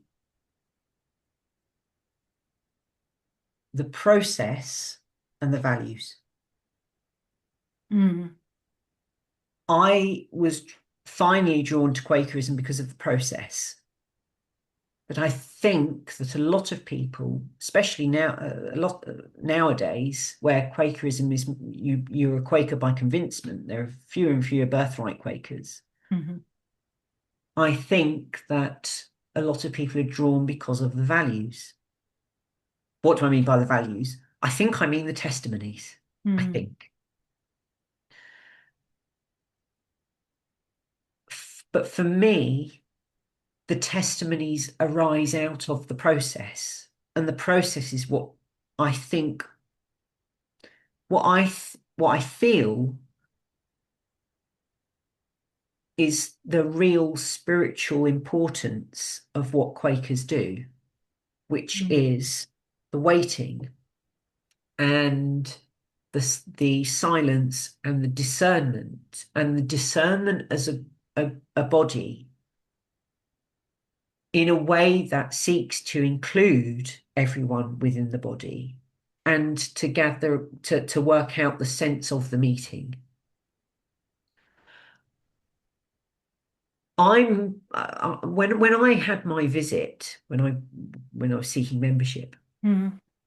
one of the questions that came up, I happened to mention that I don't like activism, which I think might have rung alarm bells with one or two people in my area meeting. And they said, well, what do you mean by you don't like activism? And I said, well, I've been given Quaker faith and practice, so I'd done a bit of reading around this kind of thing. And I'd read a bit about concerns. And I said, well, my understanding is that a lot of the activism that I see doesn't seem to be grounded in a sense of discernment. It seems to be reactionary. And it doesn't seem to be, mm, it also doesn't seem to consider that others might not have that particular concern. And so there's a pressure. And I think that's probably the main reason I didn't join Quakers years ago, because I Mm. sensed that at Blackheath Quakers. Mm. I don't I I try to be diplomatic about it because I recognize that people can have concerns that drive them to, I don't know, block the Dartford crossing. That's not my concern. But my concern is that others Yeah. who have those sorts of very strong concerns, I I I sometimes wonder whether it's a true leading or whether it's something else going on. And then I become a little bit unsteady that it might be taken as this is what Quakers believe, and if you don't believe it, then you don't belong. Yes. And so for me, it's about the process. Like the reason that we've arrived at the testimonies as they currently stand, because they change, is through people testifying to the truth as it had been revealed to them. And we used to have testimony of hat honor, but when do we, sometimes I think, shall I wear a hat to meetings Yeah. so I can keep it on? We don't, it doesn't make sense anymore because the world's changed. And I kind of feel that if we're using the testimonies as our grounding, that they start to become a de facto creed, Yes. and Exactly. that we shut off what Quakerism has always been really fantastic at, which is let's strip everything away and ask, does this still work? And are we really listening? And are we including everyone in our decision making? That's the great strength to me of Quakerism. And you mentioned the noise of the world as now, where we've got so much, as well as the things happening, but also the access to the things happening that we see. We are inundated. We're completely inundated. And I understand why people feel that they have to react in certain ways when, this stuff is coming at you. I mean, partly what my nervous breakdown was, that I was just flooded with apocalyptic imagery. But how do you, I it's too fixed a position that you can't be flexible. You Mhm. can't be flexible. You can't bend with what Yeah. happens. You're not, it doesn't make you resilient. It doesn't make you inclusive. It doesn't make you a welcoming community. It doesn't s- foster belonging. It doesn't, to me, it's rigid and it puts people outside and some people inside. And I struggle with it. And I struggle with the language that some Quakers use. Mm. I especially struggle with the sort of apocalyptic language that Quakers use a lot of the time, partly because having spent a lot of time in the past few years being very Taoist, and apocalypse is a very Christian concept, Judeo-Christian concept. I'm I I'm trying not to look at things in such black and white ways, Oh. and Yeah. Can I understand exactly what you mean there? Are you referring to things like climate catastrophe? climate Because, catastrophe, or there's, it's politics as well. It's everything's going wrong with politics. It's geopolitics, especially. yeah. It's one of them. And I think for me, I've always been a sensitive person. So now that I can get so much of this information at once. It's too much for me. So Mm. in some ways, it's quite funny actually. The clerk of my local meeting said, "Are you sure you want to be a Quaker?" Because you're going to be exposed to an awful lot of stuff. And I said, no, it's partly I've got to build up my own resilience so that people can, keep their concerns and I don't take them on. Yes. That's fine. I can work with that. I can appreciate that people might be concerned about the climate. Like there are things that are going wrong with the climate. Like I get that. Um, I just don't like the narrative on top of Yeah. it. That's what I struggle with. Like if you tell me, I did a little exercise with it and I said, you know, it, it was it was after Trump decided that he'd invade Iran or attack Iran. And I thought to myself, if the news had simply said, Donald Trump has struck Iran and such is dead, and that's that, I would have thought, hmm, that's a pretty awful situation. And I've carried on with my life. Mm. But the narrative is, will Iran strike the UK? What will happen if the Strait doesn't open? And there's all these kind of unknowns, which the media are great at spinning because it's how they get people to view their stuff. Mm. And that's what I struggle with. And I've just been really practicing. One, I don't look at the news, and I haven't looked at the news for over 10 years, but especially now I don't look at the news because if it's important enough, it does actually trickle down, Yeah. surprisingly enough. Yeah. Really does. Two, 100 years ago, 120 years ago, my ancestors wouldn't have even heard what was going on in a local town, let alone halfway across the world. So I think to myself, am I built for this? Probably not. I don't Yeah. think any of us are built to hear every disaster that's happening like every minute across the planet. We're not built for that. That's a recipe for overwhelm. Um, and I have only recently discovered uh, a, a man called Wendell Berry in the States. I don't know a lot about him, Yes, I've heard of um, him. but he's something of a Christian anarchist, I think. But Mm. he talks about living at the human scale, Yes. which means your local community, basically. Yes. And are there things in your local community that are important and that, you know, you can actually have an impact on and you might feel called to have an impact on? And he's an activist. He's done sit-ins and all sorts of things. But there's Mm. something about the way that he does it that seems totally and intimately connected to his surroundings, as opposed to latching on to the latest thing that's kind of triggered a reaction. Yeah. Um, and I thought I can get behind that. Yeah.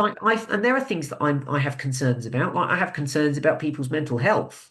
Like I think mental health is down the Mm, toilet at the moment. Like mm, people don't appreciate how much of an effect the media has on their mental health. They don't have a lot of idea about how their relationships aren't working, not just like with their spouses or partners or their family, but just like generally in society, our relationships we struggle with. Like, how do we deal with people who don't agree with us? We're crap at dealing with it.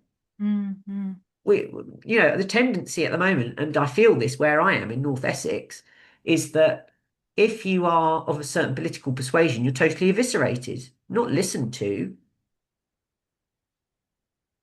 Yeah. What, where's the that to me is a concern. That's Yeah. a great concern. Like, if we can work on that, That's right. And of course, Quakers actually tend to be just as bad as everyone else, it seems to me, that mm, they pile in on this side of the scale, say all of them are racist, horrible people. And then I think, well, how is that helping anything? I want to understand why people would vote like this, why people would vote like that. And usually it's because they have deep concerns and deep compassion, and they're compassionate at that level and they're compassionate mm, at that level, and the two slightly are missing each other, and that's all it is. It's nothing more than that. We're all human, we all live on these British islands, and actually we've got 97% of stuff in common. And yet this bigotry of small differences is yeah, endlessly, I mean, it's not just fascinating, it's kind of disturbing as well. Um, but it doesn't disturb me. And I think part of it is because I'm in the prison so often. I'm mm, grounded in absolute reality. And yeah, I see people go from despair to blossoming into, the sun is shining through the cell window. I've appeared and I'm giving them a serenity prayer. And suddenly everything feels tolerable. Whereas 10 minutes before, they were suicidal and they mm, could see no way out. And suddenly, in that moment of me giving him, a bit of a jokey comment or whatever, and just saying, "Oh well, it's a bit like being a monk in here, isn't it?" And suddenly you can see they think, "Wow, I just don't feel as much despair as I just mm, 10 minutes ago." Now that's such a grounding in reality mm, and the beauty of a spiritual outlook on things and perspective. yeah. And I hear all of this shoutiness from Quakers, and I just think you have just lost the plot. And they're all so gloomy. I mean, Oh, they're so miserable. And I think yeah. if you've I got a mean, spiritual life, you've got a community, you've got a process that works, surely you're be filled with happy joy about and it. hope and peace and patience and gratitude. You're filled with the fruits of the Spirit. If you're not, you're really not going to be bringing anyone into your cause. I mean, if your religion is not helping you to feel better and function better, then is it working? I don't think so. I know. But I mean, it's interesting you said that people are speaking on different levels. I just characterize it as people talk past each other. They're Yeah, not talking to each other, they just talk past each other. And there's a lot of I know what you are and I know what you think and I don't like it. And I'm not even going to engage. And in some ways, I wonder if that's a bit of a defense because the world is so complicated and we can only, we categorize things to make sense. That's what categories are. That's how we make sense of the world, yeah, if you are you for me, are you against me? If I know that, then I can rest easy. But if that's I right. don't know, if you're, sometimes you're for me, sometimes you're not, I've got to be on guard around you. Yes.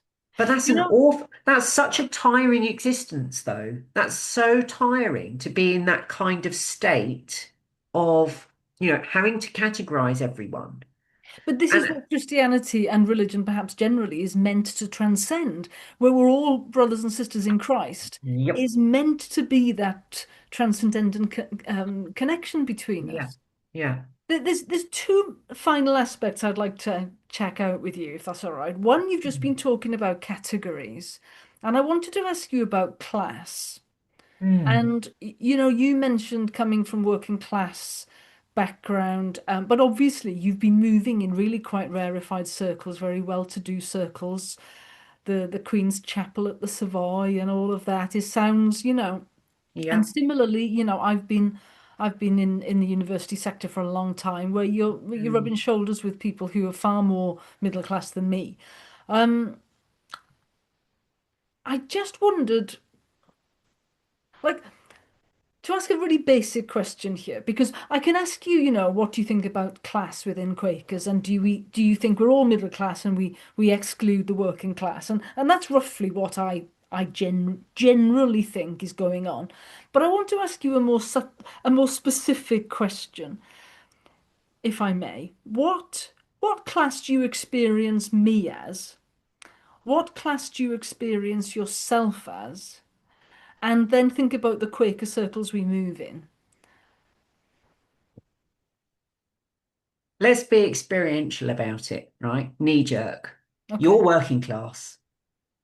Because I think partly because you're Welsh. mm, there's a big An difference. interesting one, You're isn't right. it? Yeah, An yeah, interesting one. Partly because you're Welsh. Um, Partly because you're the sort of person that is content to go into a prison, I think. I don't think it takes a very grounded, sort of down to earth sort of person to be able to do the work that you do, I mm. think. And to like the people I find as well. Yeah, yeah. Partly the frankness that you speak with. Mm, I find that it's really tricky because I'm not convinced that working class, middle class, etc., still exist in the way that we think they do. I'm not convinced by this at all. But there is something. There's something out there that gives that we pick up. We pick up from other people something about their background. Um, and I find that often middle class people are very guarded yes. about what they say and it being misinterpreted and it not being correct. And Yes. I partly wonder whether this comes from the sort of, I'm being very general here. Don't write in, viewers, don't write in. Um, I'm generalizing grossly here. If you grow up with a doctor or a teacher for a parent, it's quite likely they'll correct you if you're wrong. Yes. You know what I mean? It's you have to learn certain things, you have to be exposed to certain things and think a particular way, or, in the working classes, there are, at least historically, there are different concerns. It's um, have we got enough food on the table? Um, uh, have you got a job? Um, can you support your child? Um, those are the sort of concerns that the families that are my ancestors, you know, those were the concerns, especially the Irish side, because there's so many children. Um, it was less about what you thought and is this going to work for us? Are we going to survive? And from that kind of culture, I think there's a frankness because you can pussyfoot around the subject to a certain extent. But if you pussyfoot around long enough, you might be out of a job, you might be out of a house, Yeah. actually. And of course, what's interesting for the middle classes if you articulate the wrong arguments, you're out of a job and out of a house. Yeah, so it's intellect based It's rather intellect than, based because they lose their jobs, and we're still doing it now. The cancel culture, people are losing their jobs for having the wrong opinions, as yeah. opposed to losing their jobs because they're not working damn hard enough or whatever it is. And the people that aren't doing their jobs properly, are still in the right in their jobs because they're saying the right thing.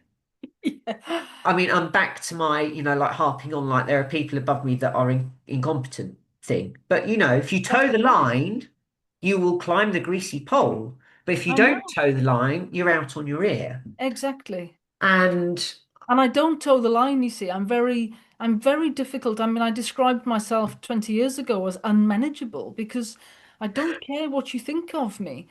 And that's people hate that.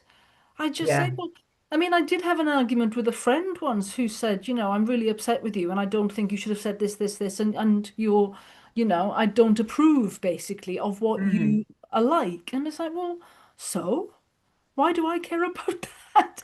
Like, I don't care what you think of Do me. you do you not want to be my friend Well, anymore? Like what, exactly. what It is what it is, isn't it? Yeah.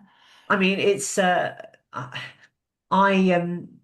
I find it so fascinating that people drop friends because they have a falling out of opinion about something. And I think, well, Just there's that. no one on this earth that has the exact same opinions of you I as you know. do.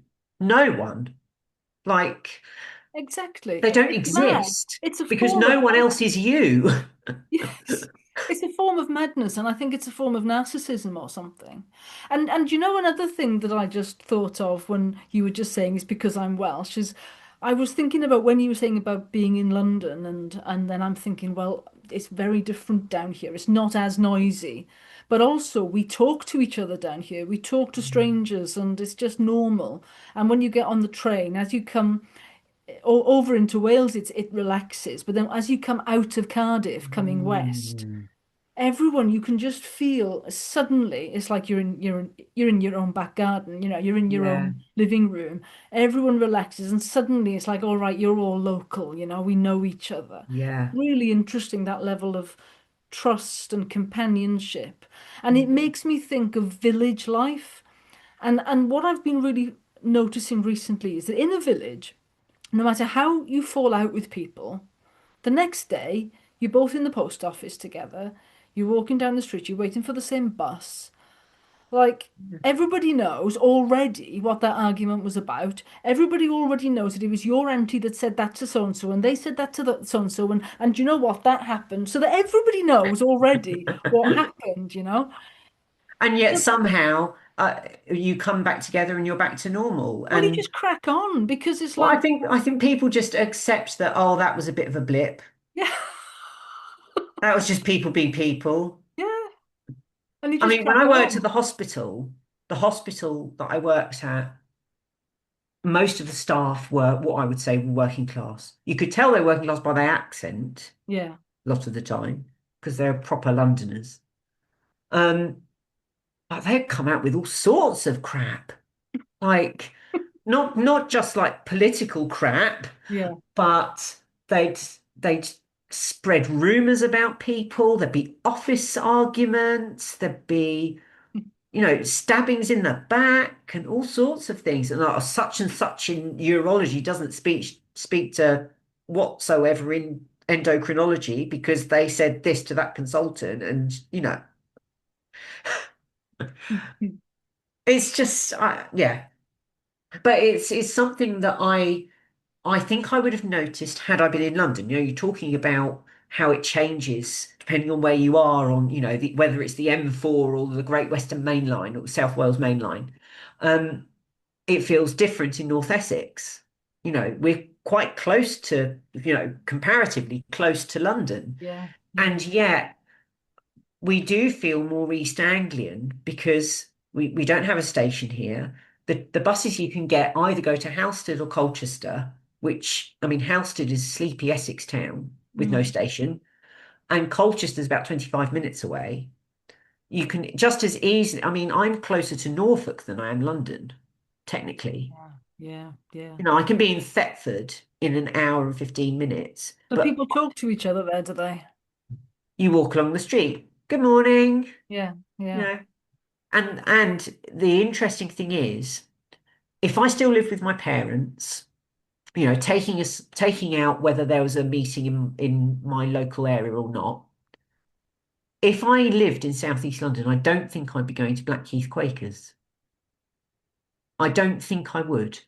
And yet somehow out here in the Essex countryside, the Quakers are different. They are. They are. This is my It's point. it's a Yes. different sort of Quakerism, and Yes. there's the seasoned friends are much more. They're a lot of them are more grounded in the local area. They've been here all their lives. They're not urban friends in the same way. I mean, you go to Colchester, and that's perhaps a bit more cosmopolitan. Like Colchester meeting, perhaps a bit more, but the local meeting, like Earls Colne meeting, where I am, is not really not like anything I've seen in London. Like the idea that, say, the police would raid Earls Colne Meeting House as they did Westminster Quakers is just like you just couldn't countenance it. It's like they'd be raiding a sweet shop. It's just a different thing. Yeah.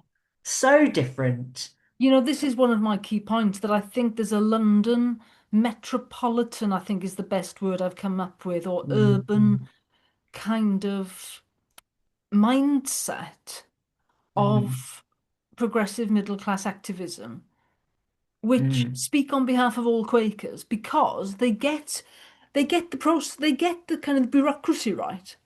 So they manage to fill the committees and fill the nominations and to fill yearly meeting, and the people are mm, standing up and the people are being called, so that the discernment goes down this very sophisticated, high energy route. It's running at a London pace for a start, which I just kind of mm, back off from. It's all too fast and too loud for me.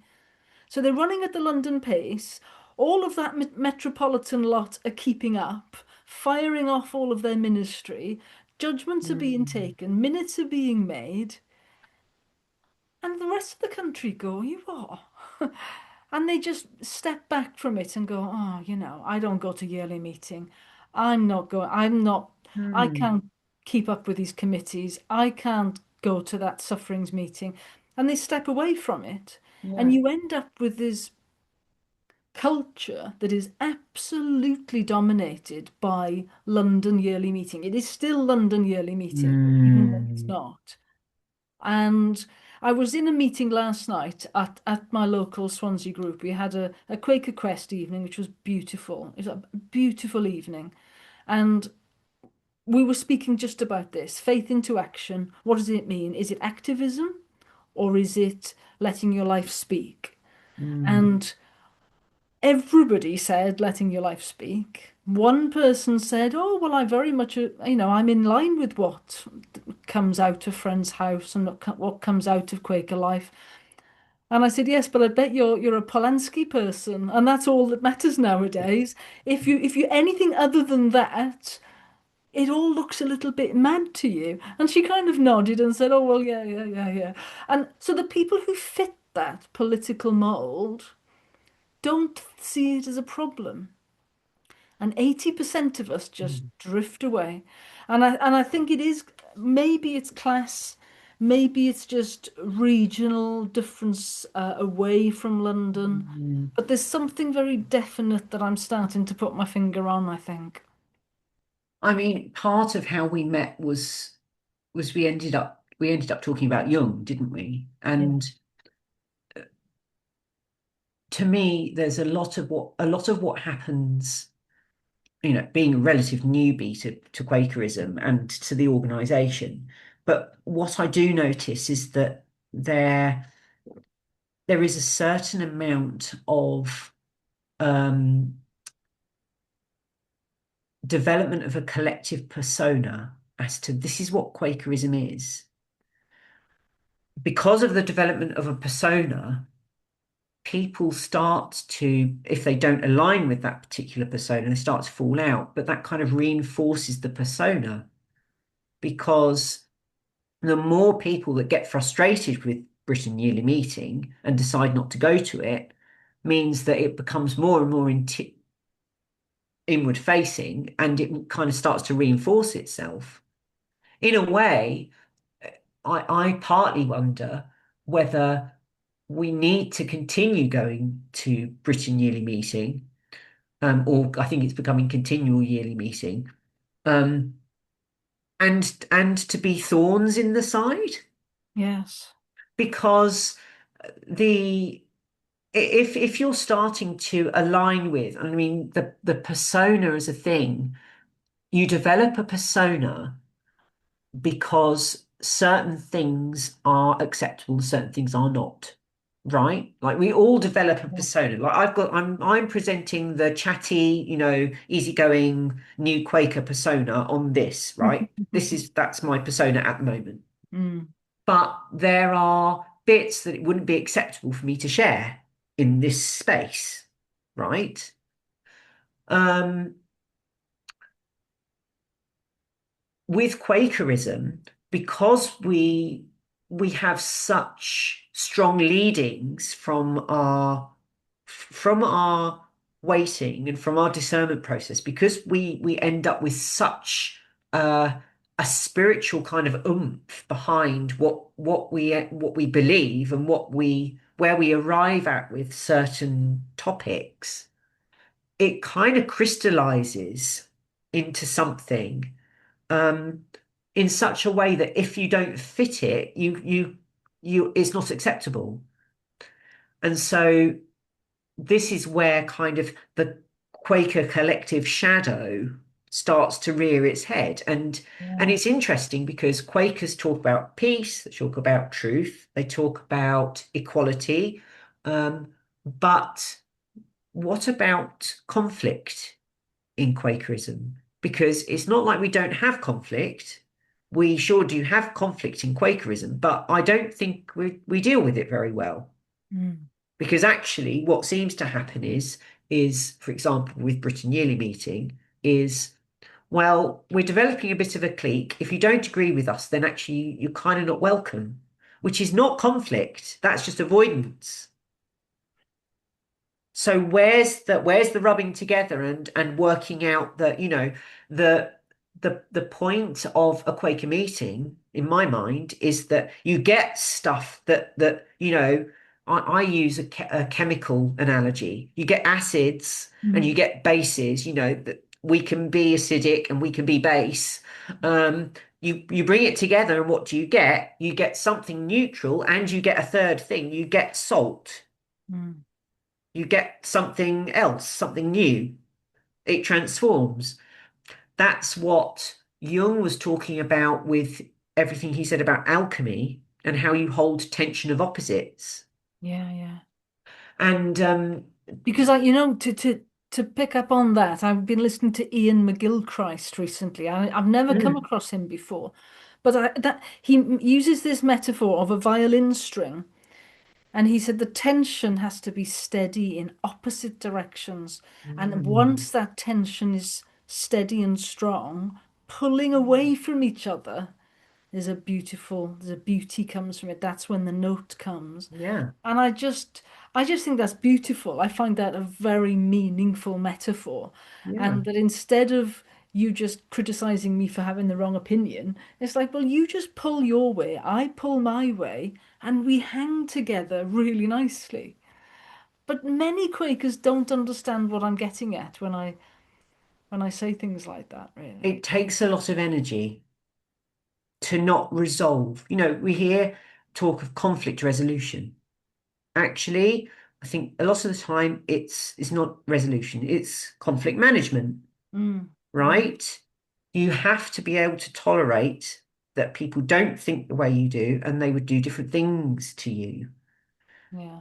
But I wonder whether it's partly, this kind of intolerance is a bit of a symptom of how overwhelmed everyone is at the moment.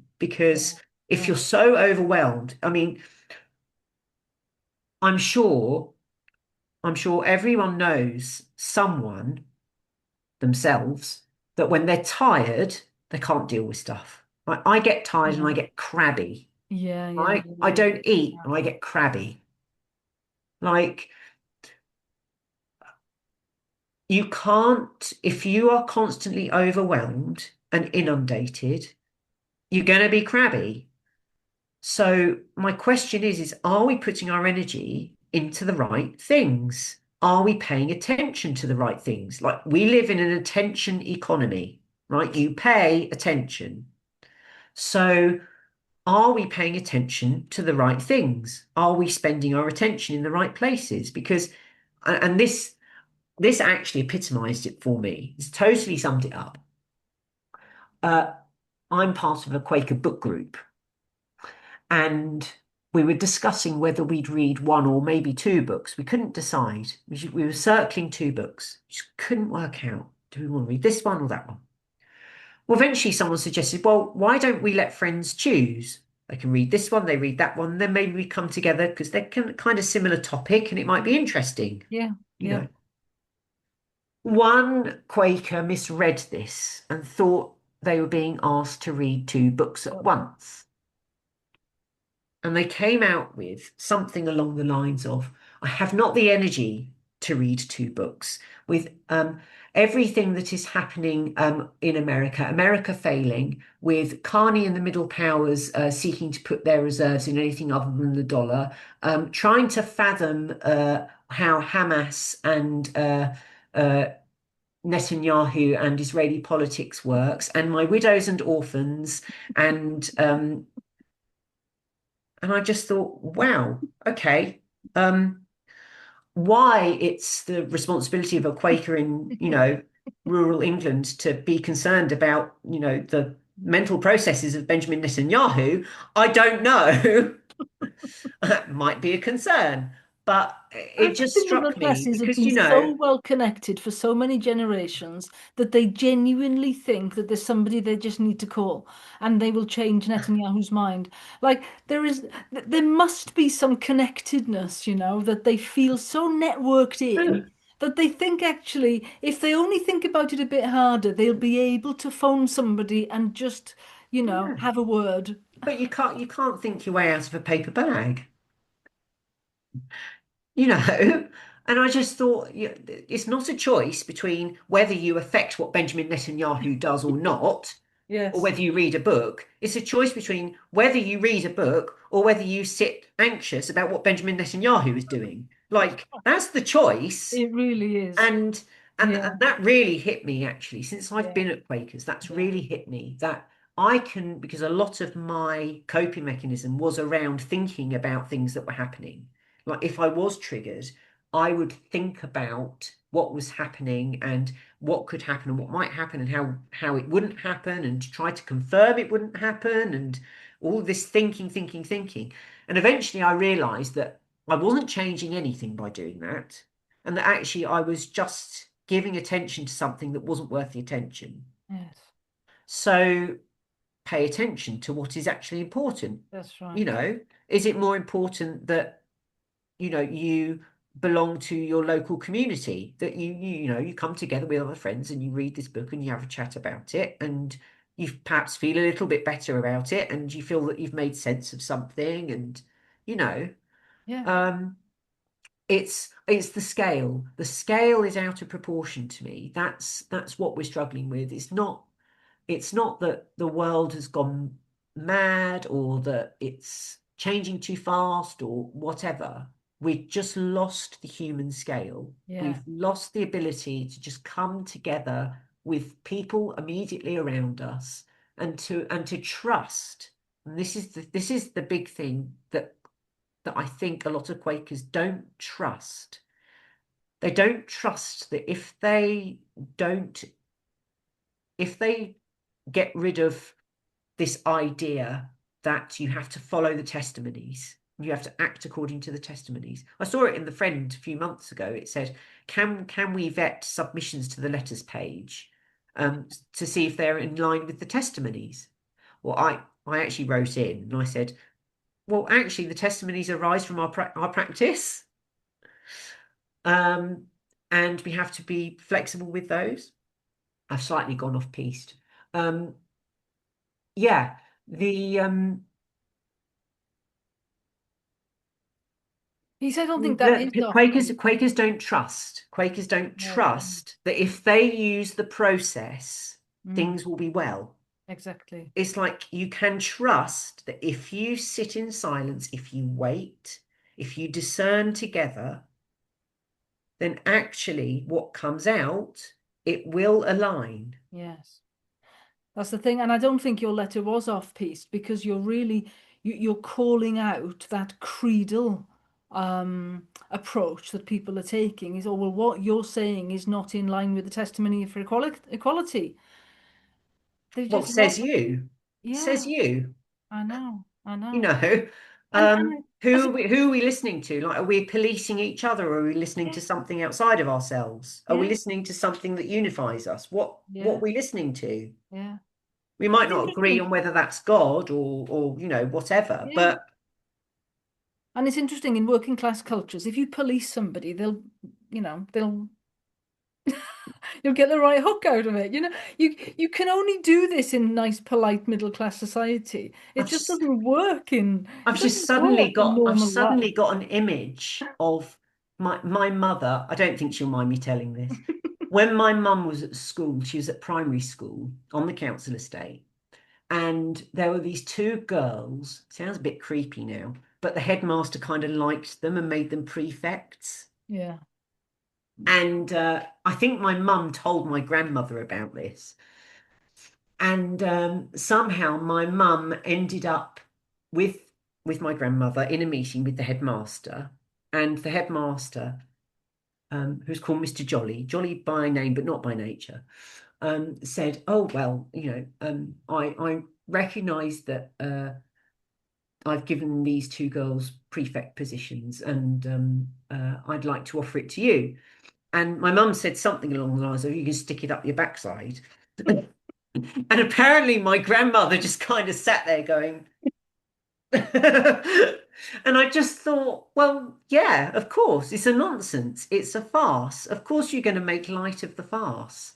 And that's what's missing, isn't it? The farce. Like so much of what we do in life, forget just Quakers, but in life is farce. Yeah. It's nonsense. Um, and that's been a real balm to me. Nonsense. Like you meet the seriousness with nonsense, and Quakers really know how to be serious, Mm. really serious. And just inserting a bit of absurdity Yeah. actually can bring you back into this experiential space, which I think is Yeah. what Quakerism is for. It's Yeah. Yeah. experiential, And so that brings me quite nicely to the last point that I wanted to just probe a little bit, which was you hmm, said in your services that you lead, you're really doing group process and a mm, group therapeutic process, yeah. really. And I just wondered what your reflections were on how do you do that and how is that a spiritual benefit to people? And how does that work within a Quaker setting? Mm. It's certainly of benefit to, I mean, I'm not saying this from my perspective. This is what I've observed is that when I do my Taoist biblical studies group psychotherapy services with people, they love it. It's like it's meat and drink to them. Like Mm, they've been starving and they've received something. yeah, yeah, Um, you know, I get words like inspiring and heartening and encouraging, and I think, wow, okay, what I'm doing seems to be working, mm, but I'm not.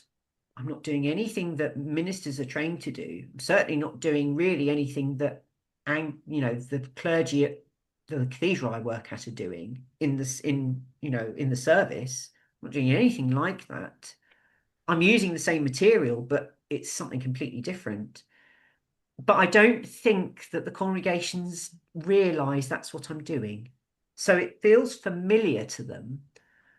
It's familiar enough that they feel comfortable with it, but I'm fundamentally doing something that's human. mm, And I think that's what's resonating because a lot of it is so. I mean, I remember that our minister would forever talk about, oh, how atheism is wrong and Christianity it has all the best answers and it's wonderful. And I'm like looking around at like all of the 18, 90-year-olds in the pews, like yeah, four, yeah. 5 people. I'm thinking, well, clearly it's not that wonderful. Um, and it just felt totally divorced from modern society, the Yeah, yeah, world. yeah. Like, Because obviously we're talking about like the chapels declining and the services, people are not coming to them anymore. It has to address people's needs right now. It has to address the 18-year-olds who are unemployed and depressed and miserable yeah, and finding life overwhelming. That's the answers that we've got to provide, isn't it? yeah. Like the best religion is a container, right? And I think when we were at our last Quakers and Jung session, we were talking about I can't remember what it was exactly, but I it came to my mind and then it didn't quite come out eventually. But it's about containers. Good religion is a container, right? And so what happens with good religion, as I see it, is that stuff happens, whether it's global, whether it's local, personal, whether it's depression or divorce or environmental catastrophe, whatever, things happen. And a good act of worship and a good religious community is able to act as a container. Mm, But when you put it in the container, and this is kind of where I bring Jung into the equation and also a bit of Taoism, because in Taoism, or in China at least, and I think I might butcher this, but there's a receptacle called a ding, and it's kind of I want to say kind of spiritual bowl that's used for ceremony. hmm And in Jungian thought, Carl Jung loved alchemy. So it's all about mm, putting things into containers and transforming them, mm, right? So what a good religious community does, whether they sit in silence or they have worship services or they go and sit on a mountain and meditate, is you can put all the stuff that happens into the container. And what you do during the sacred time and space is you transform it and you make sense of it so that when people leave, they feel like what was once rampant has now been held and contained. Modern religion doesn't do that. In the West, doesn't do it. Really not good at doing that at all. Because people come to worship and they're anxious and they leave and they're more anxious because all that's happened during the services, they've talked about everything that's going wrong in the world and how overwhelming it is, but nothing's been done to transform it, to make sense of it. Well, what is actually going on? So mm. I think that's why I get the reaction that I get in my services, because rather than a lot of the preachers that go there and list all the world's woes in the intercessions and lament how things are going in the sermon, instead I'm delving into the stories. And Yeah. like, isn't this a really great story? And are there situations in your life when this happens? And what do you do about it? And Yeah. it's all very practical and Yeah. very grounded and very, well, this is everyday stuff, you know. I gave the congregation last time I was there, it was the week of the Great British Birdwatch. So I gave them the challenge of noticing birdsong during the week. Mm, Go out and notice the birdsong. That was the only thing that was the main message. Um, and that to me is more important and more yeah. grounding and actually does something. And I've contained something with that. I said it's proven with lots of studies that listening to birdsong improves your mental health. It helps you Mm, feel better, mm, helps you feel connected to your environment. yeah.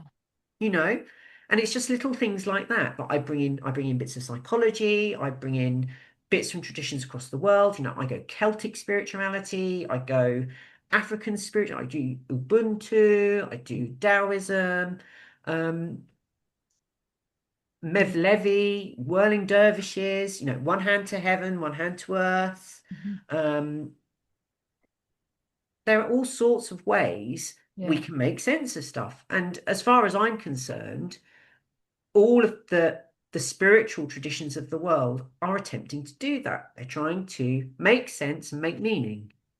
Yeah. Yeah. And a religion fails when it doesn't do that. And bringing it back to Quakerism, I'm not seeing a lot of containment. I don't see a lot of containment. But what I do see, and this is, I think, partly why I'm sticking with the Quakers, is I see the process. Because the process, when you follow the process, is a fantastic container. Yeah, Because you bring the stuff together, all the stuff that rubs up together and doesn't work and doesn't fit, and you put it all into this crucible, and you wait and you see what happens. And you wait, and something might not happen immediately, but eventually you look at it differently. Um, your feelings might change, and through the rubbing up, you know, and the tension, you get something new come out. yeah. And it's only comes out through patience. You can't rush it, You and that's can't rush it. another. I mean, it's another symptom, isn't it? Everything has to be done like that in our society. It's just like, I need this done immediately. I can't wait. Yeah. Um, so Quakerism at its best is countercultural. I Yes. think it really is countercultural. Certainly counter Western culture. But Maybe at the not moment, so much, but we really are going in line with culture, aren't we? We really are. yeah. It's an interesting point because the cathedral where I work, Southwark, is historically a very liberal place, and it was very famous for gay clergy and being a welcoming place for gay people. I'm being a bit diplomatic with my words because I think it was mostly gay men rather than anyone else. Yeah, yeah, yeah. And there's an interesting trend in the Church of England where there are gay conservative clergy, male clergy, that don't like women. It's Yeah. interesting. But my point is that um,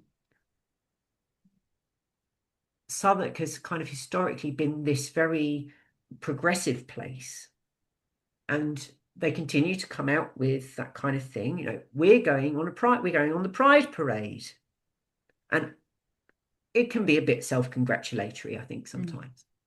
But 20, 30 years ago, that's kind of a little bit radical. But nowadays, it's like, well, you and every organization in the country is going on the Pride Parade. And Exactly. if you're not careful, you end up falling back into the culture. And Yeah. I'm not necessarily, I'm totally not in favor of being countercultural for the sake of it, but I want us to discern, and Yeah. Quakers can discern. Are we going to, if we discern that we want to be activists, then great, let's be activists. If we discern that actually we're not going to have a view on this topic, great. But if we've done the process, then we're on the right kind of track because we're not doing things for society or against society. We're just doing them because we're testifying to the truth. We Yeah. have a testimony to the truth, capital T, truth, Mm. you know? Absolutely. Absolutely. Do you know what's so interesting about this long form interview? Is that, I mean, we've been talking for 2.5 hours and it's still fascinating.